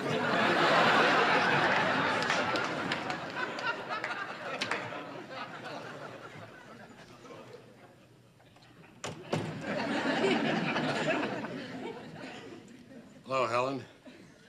Hello, Stanley. How are you? Oh, fine. Just fine. You are?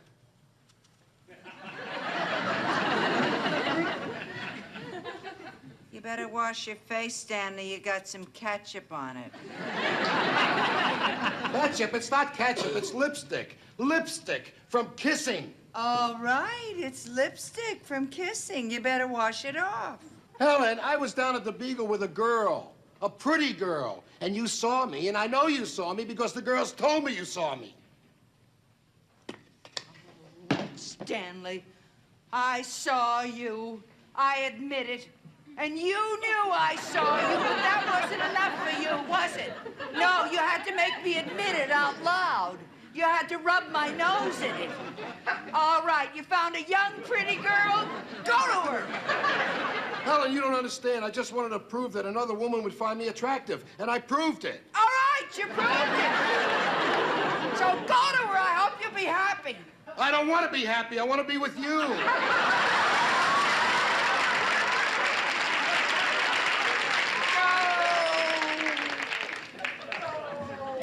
Where are you going? Any place you're not. Mrs. Roper, would you wait a minute, please, Mrs. Roper? Oh my God, we're too late. She's done it. What's she talking about? I think it's about that knife in your hand. I was cutting some fruit. I thought it was Mr. Roper. No, it's just an apple. But I like your idea better. No, wait, Jack. Tell her quick.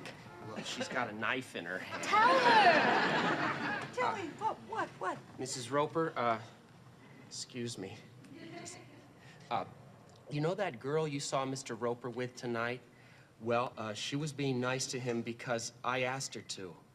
What? Yeah, see, I put her up to it. It's all my fault. Oh, Jack!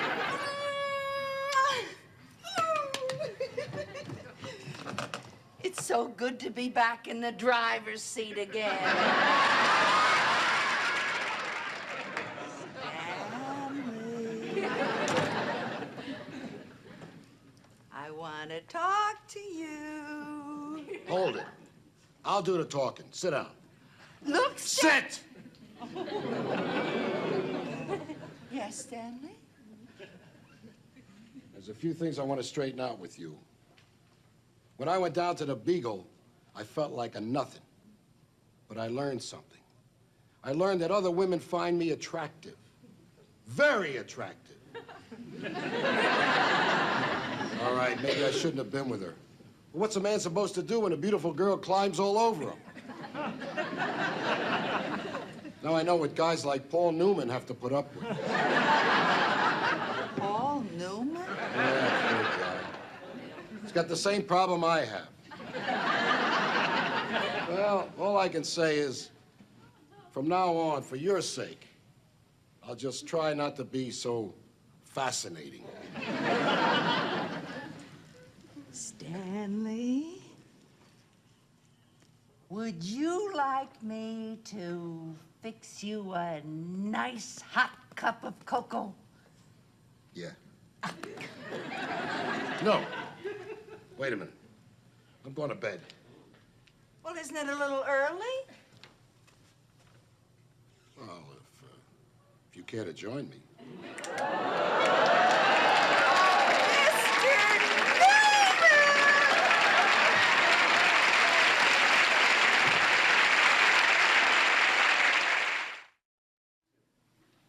Oh, gee whiz, I'm so hungry. I wish Jack weren't taking this bartending practicing so seriously. He's been in that kitchen for hours practicing making drinks. Well, I just want to make mistakes the next time. Oh, yeah, but enough is enough. I'm really starving. Hey, Jack! Jack, listen, could you come out here for just a second?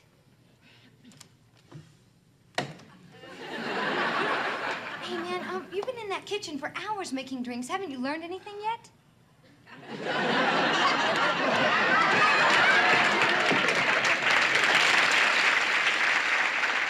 No, Ralph, I'm busy tomorrow. No, I'm busy next week, too. Yeah, sure, yeah. If I ever need more wrestling lessons, I'll be glad to go out with you. Yeah. Okay, yeah, bye. Oh, don't you just hate it when men try to manhandle you? I don't remember. Oh, you fixed it. What was wrong? It was a short. You know, you people are so careless. You should never bend an electrical cord, otherwise you... What happened? Stanley was showing us how not to get a shock. Will you put some clothes on? My wife's here. Mind your own business, Stanley. What if the towel slips? Mind your own business. Jack, you have some shaving cream on your face. Oh, thank you. No, Jack! Mind your own business, Chrissy. Excuse me. Does he always walk around like that in front of you girls? No, only after he takes a shower. And you walk around like that in front of him? Of course not. I wear my towel up to here. I don't understand those kids. Whatever happened to good old-fashioned modesty? It's living with us, Stanley. Hello, everybody. Oh, Janet. Wasn't this a beautiful day? I feel so good, and I just love everybody. Hey, who turned you into Little Mary Sunshine? Oh, Jack. Jack, do you know who I saw today? Guess, Jack. Go ahead and guess. You'll never guess. Who? Peter Van Horn. Never heard of him. That's why you'll never guess. Have you been taking lessons from Chrissy? Come on, Helen, it's time to fix my dinner. Oh, I'll be down in a minute, Stanley. I want to hear this. Okay, what's a Peter Van Horn? Yeah, what? Well, just picture the handsomest man, a terrifically built guy, and a wonderful athlete. Okay, I'm thinking of all three of them. No, Chrissy, I'm talking about Peter. He was the most popular guy in our high school. Handsome, quarterback of the football team, and the smoothest dancer in the whole school. Do you know what they did when he graduated? Made him a god? They retired his class pin. Yeah, it had been on the chest of every girl in school. Including yours? No, I didn't have a chest then. Well, come on, Janet. What did he say? Well, what did you say? well, how did he act? How did you act? Okay, wait, let me see. All right, in order. He said, "Hi there." And I said, "Ugh." And then he said, I know. He said, Janet, little Janet Wood. I can't believe it. I just can't believe it. Right? Well, that was after. After what? After he bumped into me and knocked me down. And after he picked me up and said, "Excuse me, miss." He didn't even recognize you? Oh, no, not at first. So I said, "Do you know who I am?" And he said, "Are you one of Charlie's angels?" Yeah, and then he said, no, you couldn't be because you're much prettier. Oh, and you still talk to him after a line like that? Jack, he doesn't need a line. This is Peter Van Horn. Oh, excuse me, and I was talking about him as if he was just a plain old human being. Bad, Jack, bad. Then he said, Janet, little Janet Wood, right? Yeah, after I told him what my name was. You gonna fix my dinner? You're gonna let me starve to death? You mean I have a choice? Helen. Oh, come on, Stanley. Stay a while. This is so exciting. Janet met an old sweetheart. Oh, I wouldn't exactly call him a sweetheart. Well, an old flame. Try, he didn't know I existed. Are we going to get to see him? Yes, you are. Tonight. I've invited him over for coffee or something. Tell us about the or something. What did you have in mind? Oh, Jack, I don't know. I just don't know what I meant. Are you open for suggestions? Helen, don't butt in. I'm not butting in. I'd just like to know that something's going on somewhere. And I'd like to know that my dinner's going on the table. Oh, come on, Stanley. I want to stay and hear more about Janet's new flame. I'm starving. I'm not interested in new flames. Naturally. His pilot light went out years ago.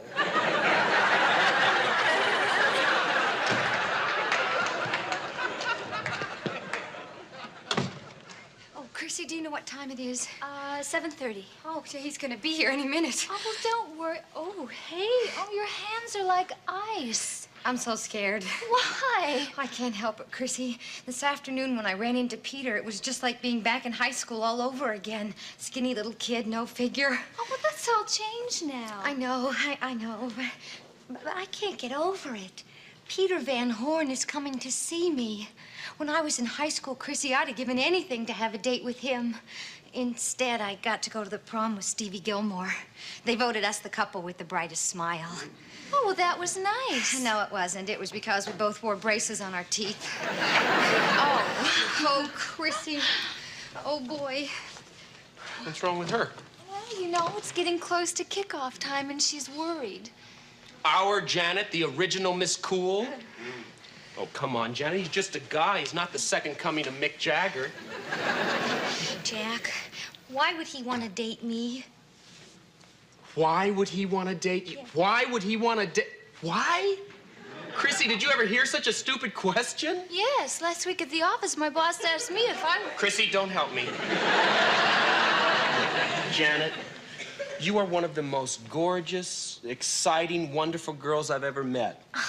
How come you never told me that before? Yeah, how come you never told me that either? That's because we're friends. And as long as I live here, I have to think of you as just friends. To me, you're not girls, you're just a couple of lumpy boys. You're a beautiful liar, Jack. I better go get ready now. Oh, Janet. Yeah. Want to wear my almost Halston dress? Oh, okay. Oh, Chrissy, thank you. Oh, thank you, Chrissy. I have never seen Janet like that. She's usually so... An almost Halston dress? Uh-huh. It's a JCPenney dress with a Halston label sewn in. That's ridiculous. He'll never see the label. It doesn't matter. The girl knows it's there. That's what counts. Oh, that must be Peter. Oh, Chrissy, how are we going to explain us to Mr. Wonderful? Well, you'll think of something. Hi, I'm looking for Janet Wood. Hi, come on in. She's getting dressed. Oh? Yeah, well, I'm company, and she's a roommate, and that explains everything. Oh, good going, Jack. Thanks, Chrissy. Well, listen, why don't I take that? See, we're all just friends here. I see. Well, I'm Peter Van Horn. I'm Jack Tripper. Nice to meet you. And this is Chrissy Snow. And I'm very pleased to meet you. Hi. I'll tell Janet you're here. Thank you. Well, come in, come in. I hear you were quite an athlete. Well, that was quite a long time ago. Say, you look pretty athletic yourself. I did play a little baseball, you know, pitcher. No kidding. So was I. Yeah? What was your best pitch? A slider. But I had an even better pitch than that. Here, stand back and I'll show you. All right? Get ready. And here's Tripper into the windup and the pitch. Hey, that's a pretty cute trick. How do you do it? Well, see, what you do is you palm the ball in your left hand and you don't let the batter see it. Then as you go into your stretch, you wind up depending on how many guys on base. Well. You sort of, I'll tell you later. Look at you. Ah, the skin you love to touch. Again and again.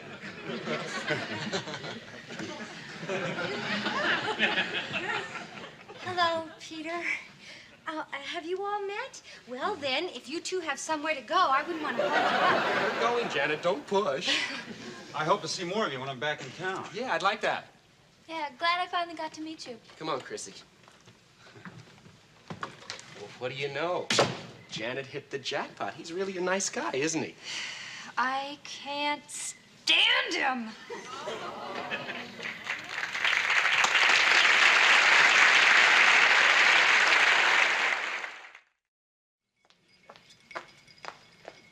Chrissy, you can't just tell me you don't like the guy. You gotta give me a reason. I don't trust him. I've got this feeling. Feeling is not a reason. Yes, it is. It's got to be a reason. Otherwise, why would I feel this way?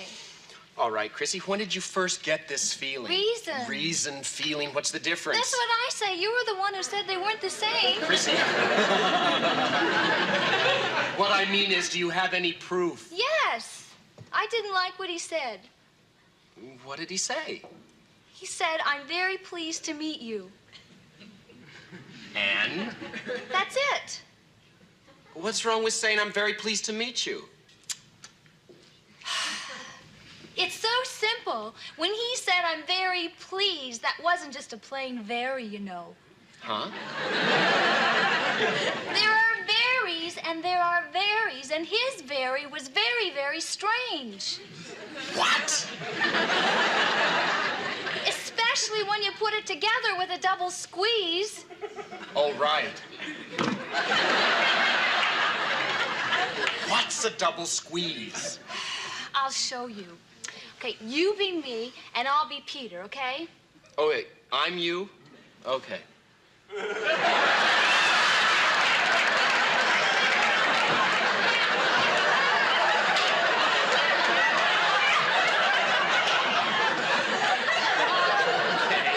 do you want me to do? What do you want me to do? Oh, give me your hand, okay? I'm very pleased to meet you. You just squeezed your elbow when he said very. What's wrong with that? The squeeze had a question mark on it. A question?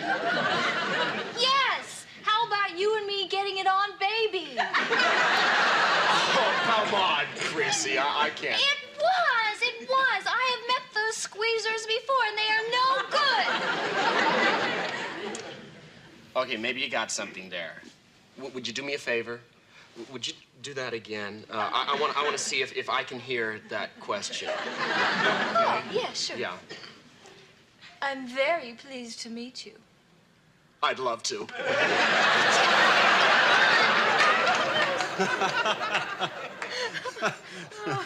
Well, isn't this just like old times? I don't know. I think I was the only girl in school you didn't take out. So you were the one. Well, you sure have changed, Janet. And all in the right places. Oh, well, you haven't changed very much, Peter. Well, I've matured a little. You see, I realized the chicks were chasing after me. Not because I was a terrific guy, but because I was a football hero. Oh, well, I'll bet the girls still chase after you. Yeah. But now it's because I'm a terrific guy.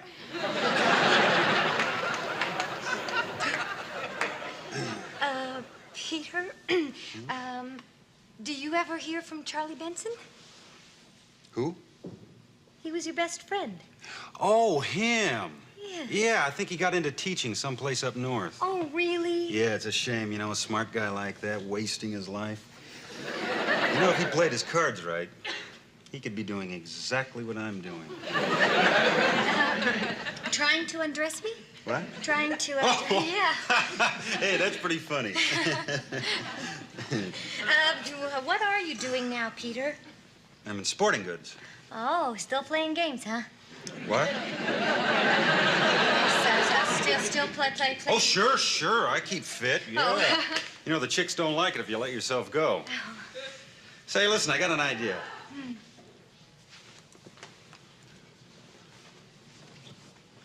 Those are throw pillows, but I don't think you should throw them on the floor. Why don't we get comfortable? Isn't that better? Yeah, it's good. It's good. Oops.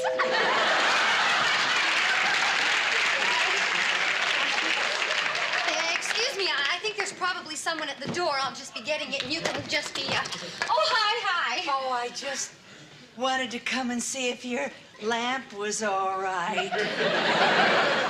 Lamp? Yeah, it's fine. Well, yeah. Oh, good. Very good. Oh, Mrs. Roper, this is Peter Van Horn, our landlady. Good. Very good. Ah, the skin you love to touch. Again and again. Oh, Janet, did you hear what he said? Yes, again and again. Well, I just had to see your lamp. Oops. Mrs. Roper, listen, wouldn't you like to stay and have a drink with us? Oh, Janet, you're so polite. I know you two want to be alone. No, I'll just go back to Stanley. Then I can be alone, too.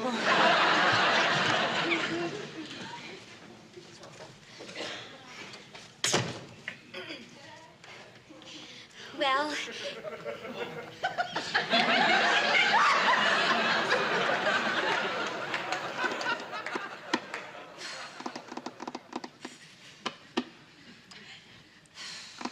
Chrissy. I can't hear myself drink. Jack, I'm so worried. Maybe we should call Janet and tell her how we feel. Janet's okay, Chrissy. Peter's an old high school friend. He's the most popular guy in school. He was a 4-letter man. Yeah, they make a 4-letter word. Be nice, Chrissy. Oh, Jack, do me a favor, please. Oh, come with me and call Janet and just see how she is, okay? Oh, Chrissy, I can't do that. She'll think I'm spying on her. So disguise your voice. Oh, come on. Oh, Jack, please, for me.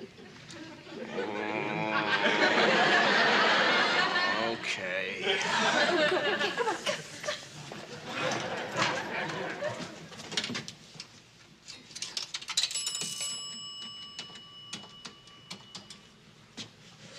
How should I disguise my voice? Make an accent. Make an accent? How do I... Howdy! Howdy, Miss Wood. Is this Miss Wood? Hi. I'm an old friend of Peter Van Horn's. You know, old Pete's really a good old boy, but he's also a low-down, rotten, sneaking snake in the grass. And I wouldn't allow him in my house without you got a mongoose handy. Oh, hi, Janet.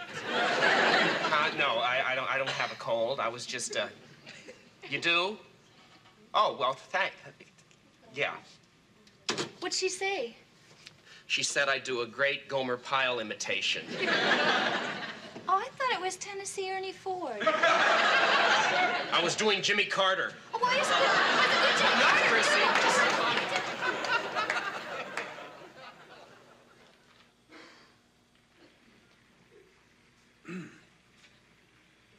Tell me the truth, Jan. Janet. Jan, haven't you been thinking about me all these years?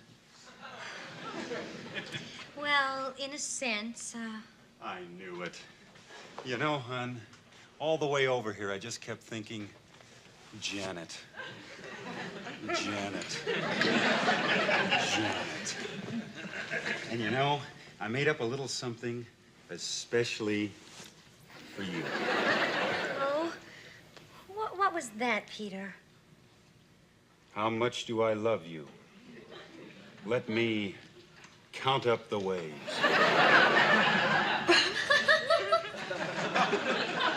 What the hell's so funny?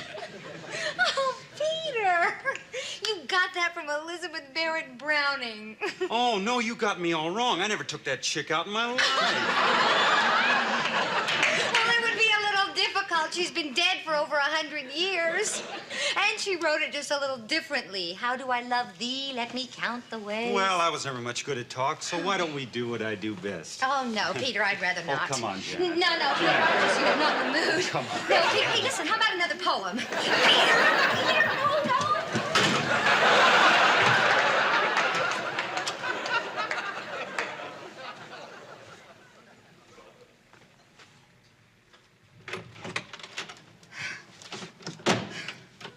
Oh, hi. Oh, my God. Where's Peter? He's in the bedroom. Oh, my God. Oh, Jack, he attacked her. Now, don't jump to conclusions. Janet, what happened? He attacked me. See? Oh, my God. Well, I don't mean he attacked me, actually. I mean, he started to really come after me, so I tried to run in the bedroom and lock the door. And then what happened? Well, he tripped over the chair and hit his head on the broken end table. We don't have a broken end table. We do now. Anyway, he knocked himself out, so I put a pillow under his head and ice pack on him, and he's in there now. Where are you going? I'm going to bring him to, and then I'm going to punch him out. Janet? He's awake. Oh, no. Oh, good. Now I don't have to bring him to. Oh, no, Jack. Come on. I can handle this. Are you sure? Sure, I've been doing pretty good so far. Why don't you guys just do a quick fade and I'll get rid of him? Okay, come on, Jack. If you want me, I'll be in there, okay? Thank you.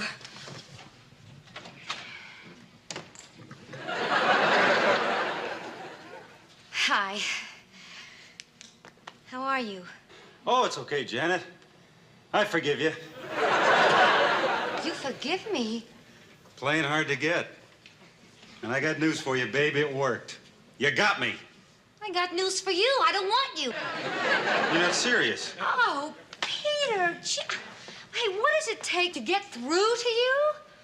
Stop trying, babe. You Oh, got Peter. your man. Oh, Peter, Janet. no. All right, hold it right there, Buster.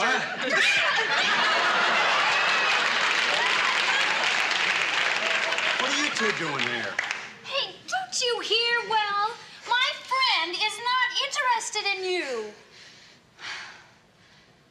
Oh, so that's it. Well, that explains everything. That never occurred to me. What? You, her, roommates, sharing, everything. Oh, Yeah, I read about this kind of thing in a book once. you read a book? Who helped you with the big words? There are no big words in Dick and Jane. Well, listen, I don't want to break up a beautiful friendship. I mean, whatever turns you on. Just imagine, for a minute there, thought old Pete was losing it. Well, here, let me help old Pete with his old jacket. Thanks. Hey! Hey!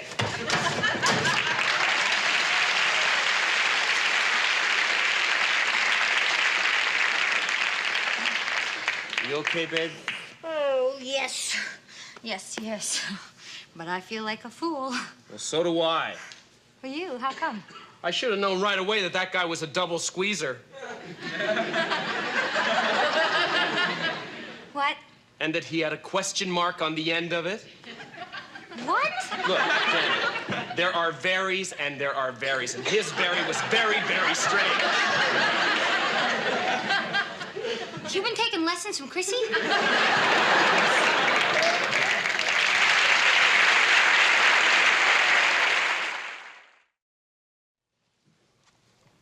Well, Helen, how do you feel about Janet's romantic flame now? Oh, wasn't that terrible? Poor Janet, she must be so disappointed. You know, you can say whatever you want about me, but I would never force myself on a woman. To do what? You know what I mean, Helen. Well, now, just imagine, Stanley, if you were my old sweetheart and you came to see me and you ripped off my clothes and threw me on the bed. Helen, I would never do that. It was just a suggestion.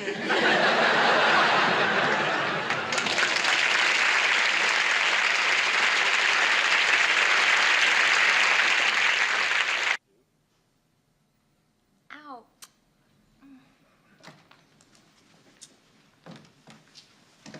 Chrissy. Yeah. When you eat something, what side do you chew on?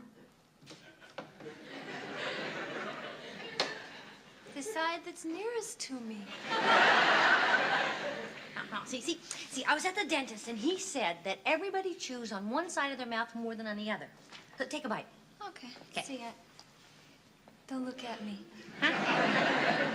Well, I can't chew when you're looking at me. I get really self-conscious.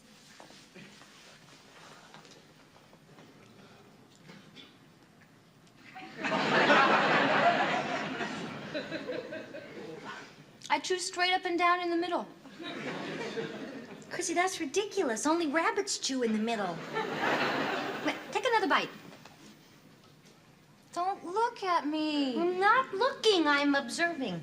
Well, I'll observe myself in the mirror. I'll observe myself in the mirror. Well? I chew on the left.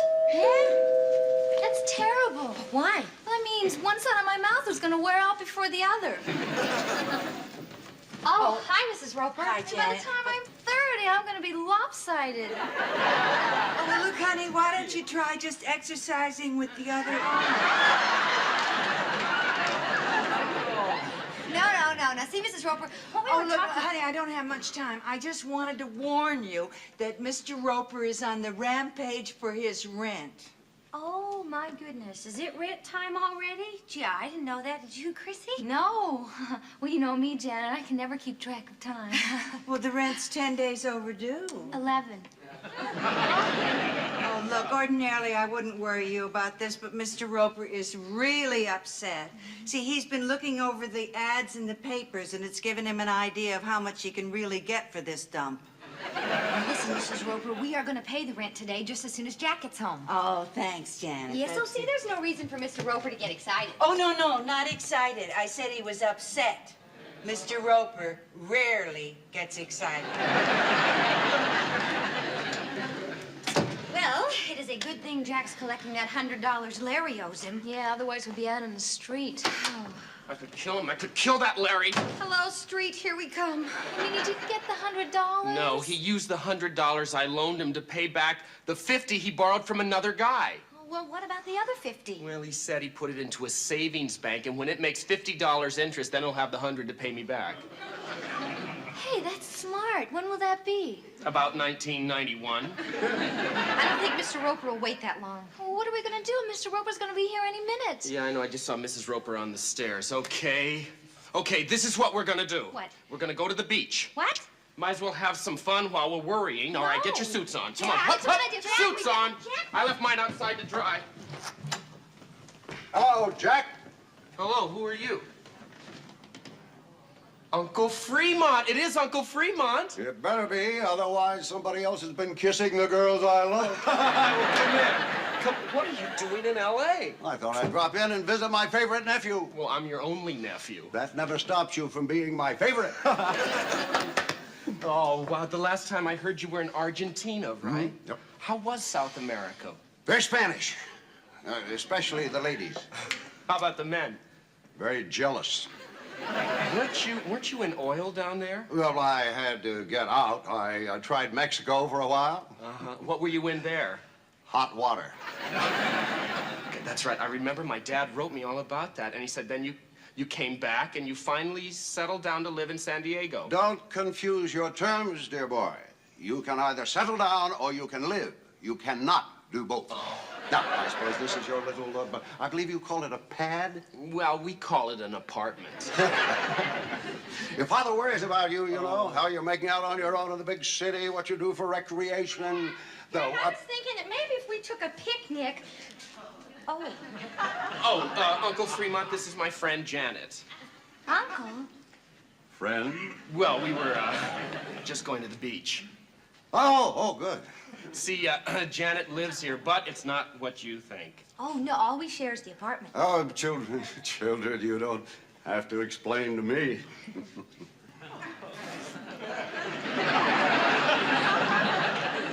You're very lovely, my dear.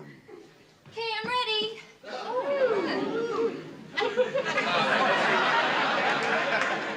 Chrissy, this is my Uncle Fremont. Well, how do you do? Alas, not as well as Jack. You have friends like this dropping in all the time? Well, actually, Chrissy lives here, too. You see, the way we live... I know how you live, dear boy. You died and gone to heaven. Actually, I met them. There was another girl Hello? here, and so What? they needed... Jack, please. Jack, I can't hear. What? Who? Oh, I'm sorry. Uncle Fremont. It's a woman, Mona Carmichael, wants to Mona? talk to you. How in the world did... tell her I have nothing to say to her. Who's Mona Carmichael? Oh, a woman in San Diego trying to get her man. And you know what they say, Jack. Stone walls do not a prison make, but a lovely woman's money is very hard to shake. Why don't you kids just nip off to the beach while I unpack? Oh, well, Uncle Freeman, I'm afraid you can't stay here. See, there's not much room. Well, of course he can. What about the sofa? Oh, it's very uncomfortable. You'll get used to it. Wonderful. Where's your kitchen? Oh, it's right through there. Terrific. Now, while you kids are having fun, I'll get dinner ready.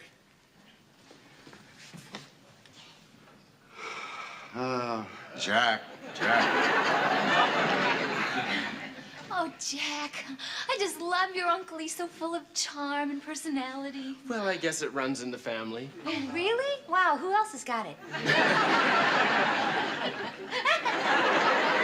Look, I don't want it to seem like I'm putting my uncle down. I love him. He's a great guy. But there are a couple of things I think you ought to know about him. Ooh, like what?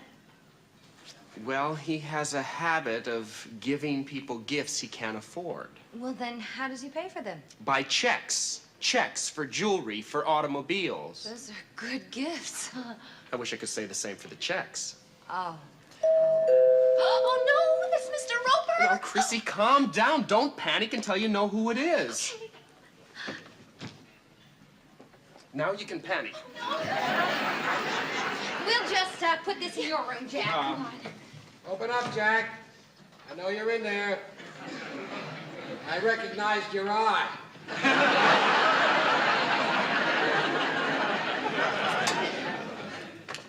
I want my rent. Oh, Stanley, where are your manners? When you walk in a room, you say hello first. Hello, I want my rent. Don't you ever think of anything but money?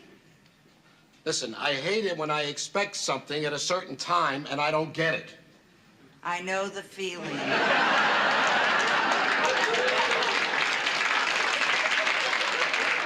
Mr. Roper, I promise you'll get your rent very soon. What do you kids do with all your money? Well, most of it probably goes in their Swiss bank accounts. Well, they don't have any expenses. When the girls go out, their boyfriends pay for everything. Well, what about Jack? Same thing.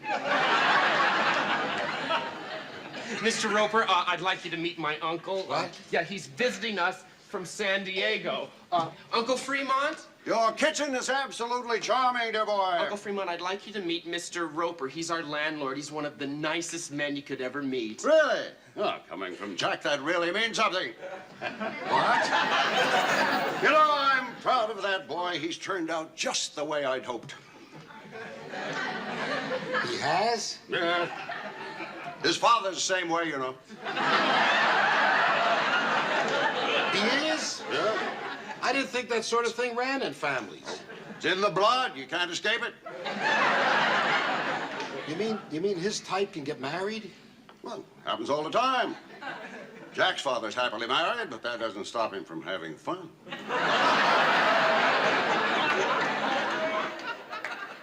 And his wife doesn't mind? Not really. She expected that kind of thing. When they got married, she knew he was a man's man, you know.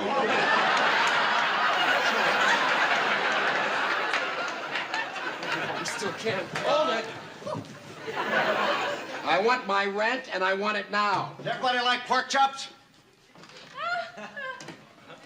Boy, this building is a miracle. Just one beautiful woman after another. Uncle Fremont, this is Mrs. Roper.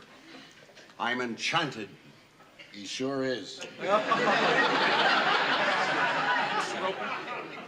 Mr. Roper, here's $200, and I will have my share of the rent very soon for That's not good enough. I want it all. Now, just a minute. Am I to understand that all you need is Jack's share of the rent? That's right. $100. Well, that seems little enough. Oh, no. No. Uncle Fremont? $100. No check. No, please. And no cents. Done and done.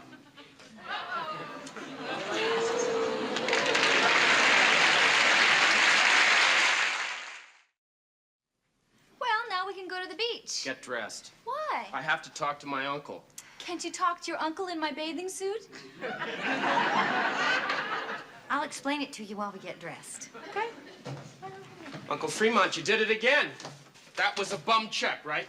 Well, it got you out of the hole, didn't it?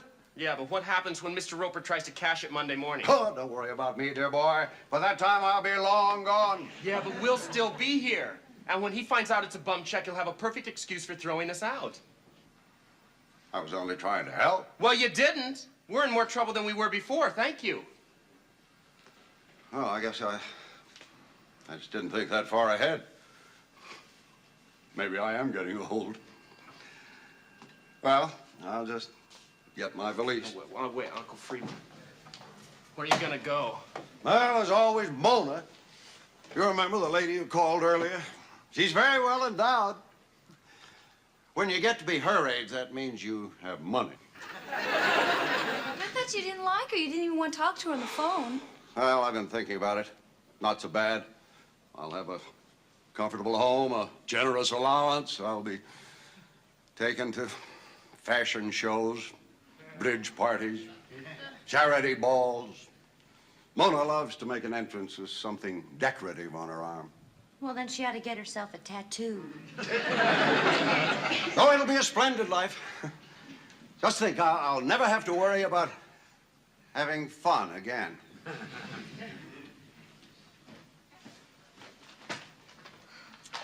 Oh, that poor man.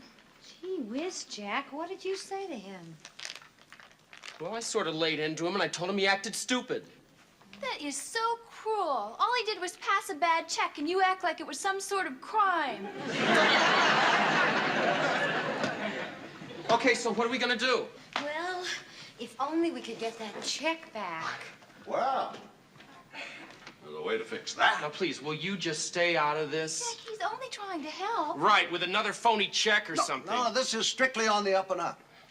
Now, here is my plan. I will invite the Ropers up here for a drink.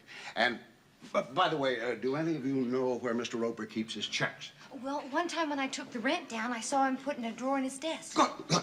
All right, now, while they are up here, entranced by my fascinating tales of the Far East, you will go down there and... And steal the check?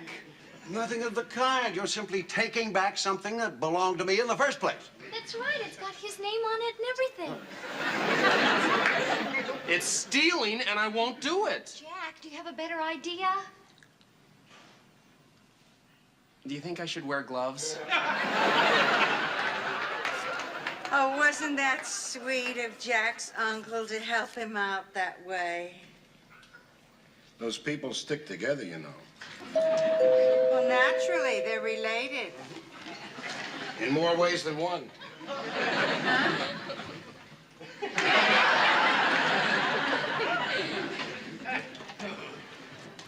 My dear Mr. Roper, I wonder if you and your charming wife would care to join me upstairs for a cocktail or two.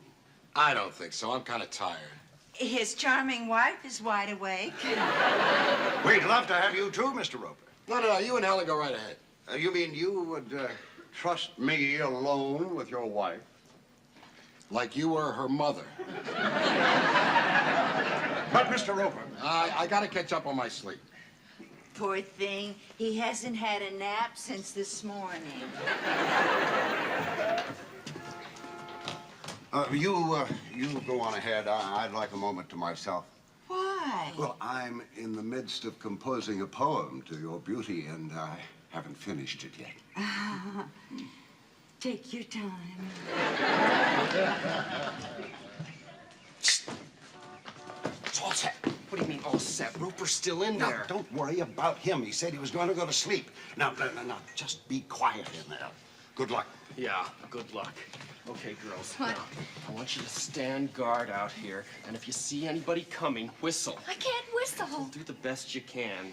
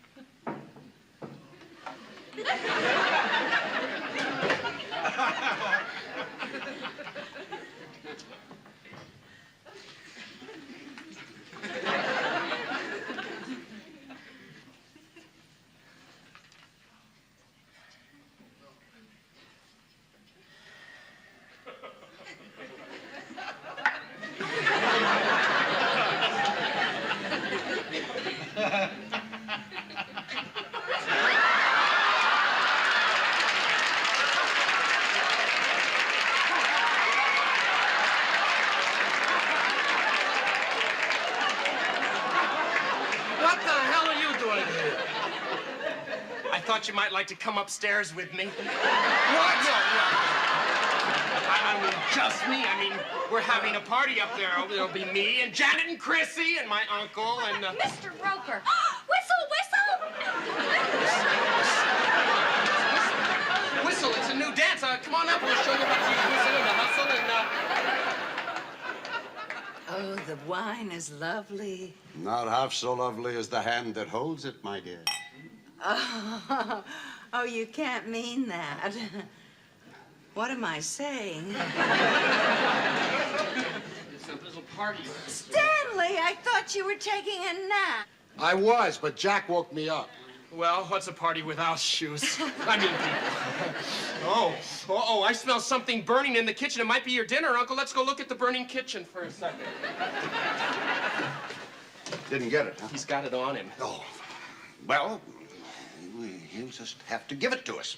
How are you going to get him to do that?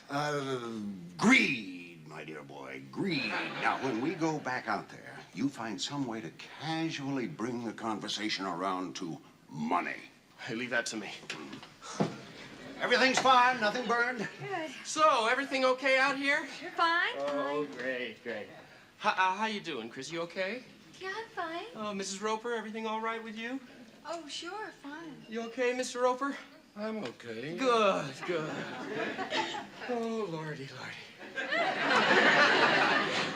So, how much money did you make last year, Uncle Fremont? Well, it wasn't my best year. My investments only brought in a few $100,000. Few $100,000? Well, what kind of investments? Forget it, Stanley. If you own it, it's sure to go down.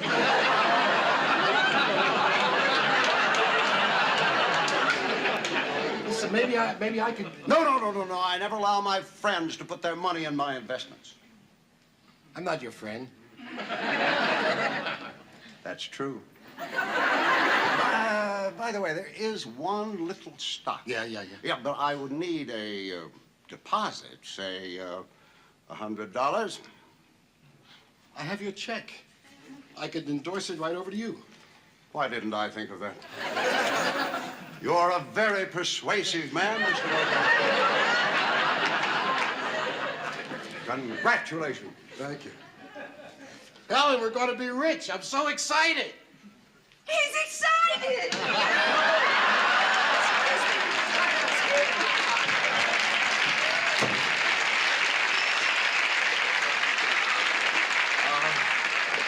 Voila! You did it, Uncle Fremont. That was beautiful. I'm sorry to have been so much bother. Oh, no, you were a big help.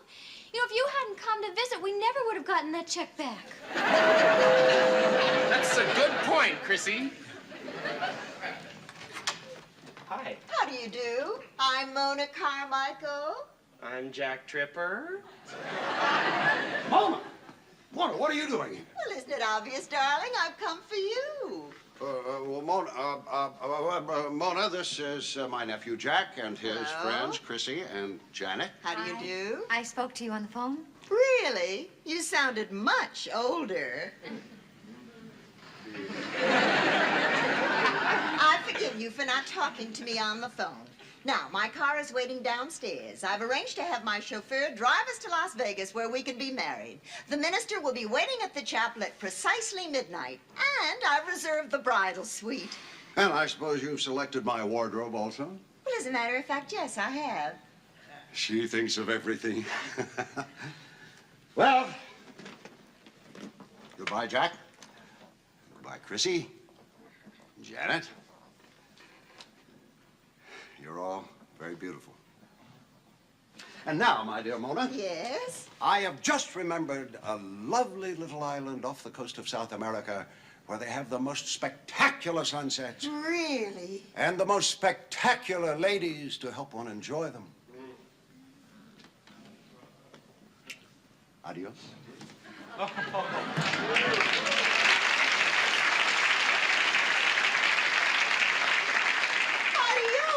You come back here! Vaya con Dios! I don't understand that man. I could have given him everything and he walks out on me. What did I do wrong? Well, you shouldn't blame yourself. It's not your fault. You really think so? Oh, he's much too young for you.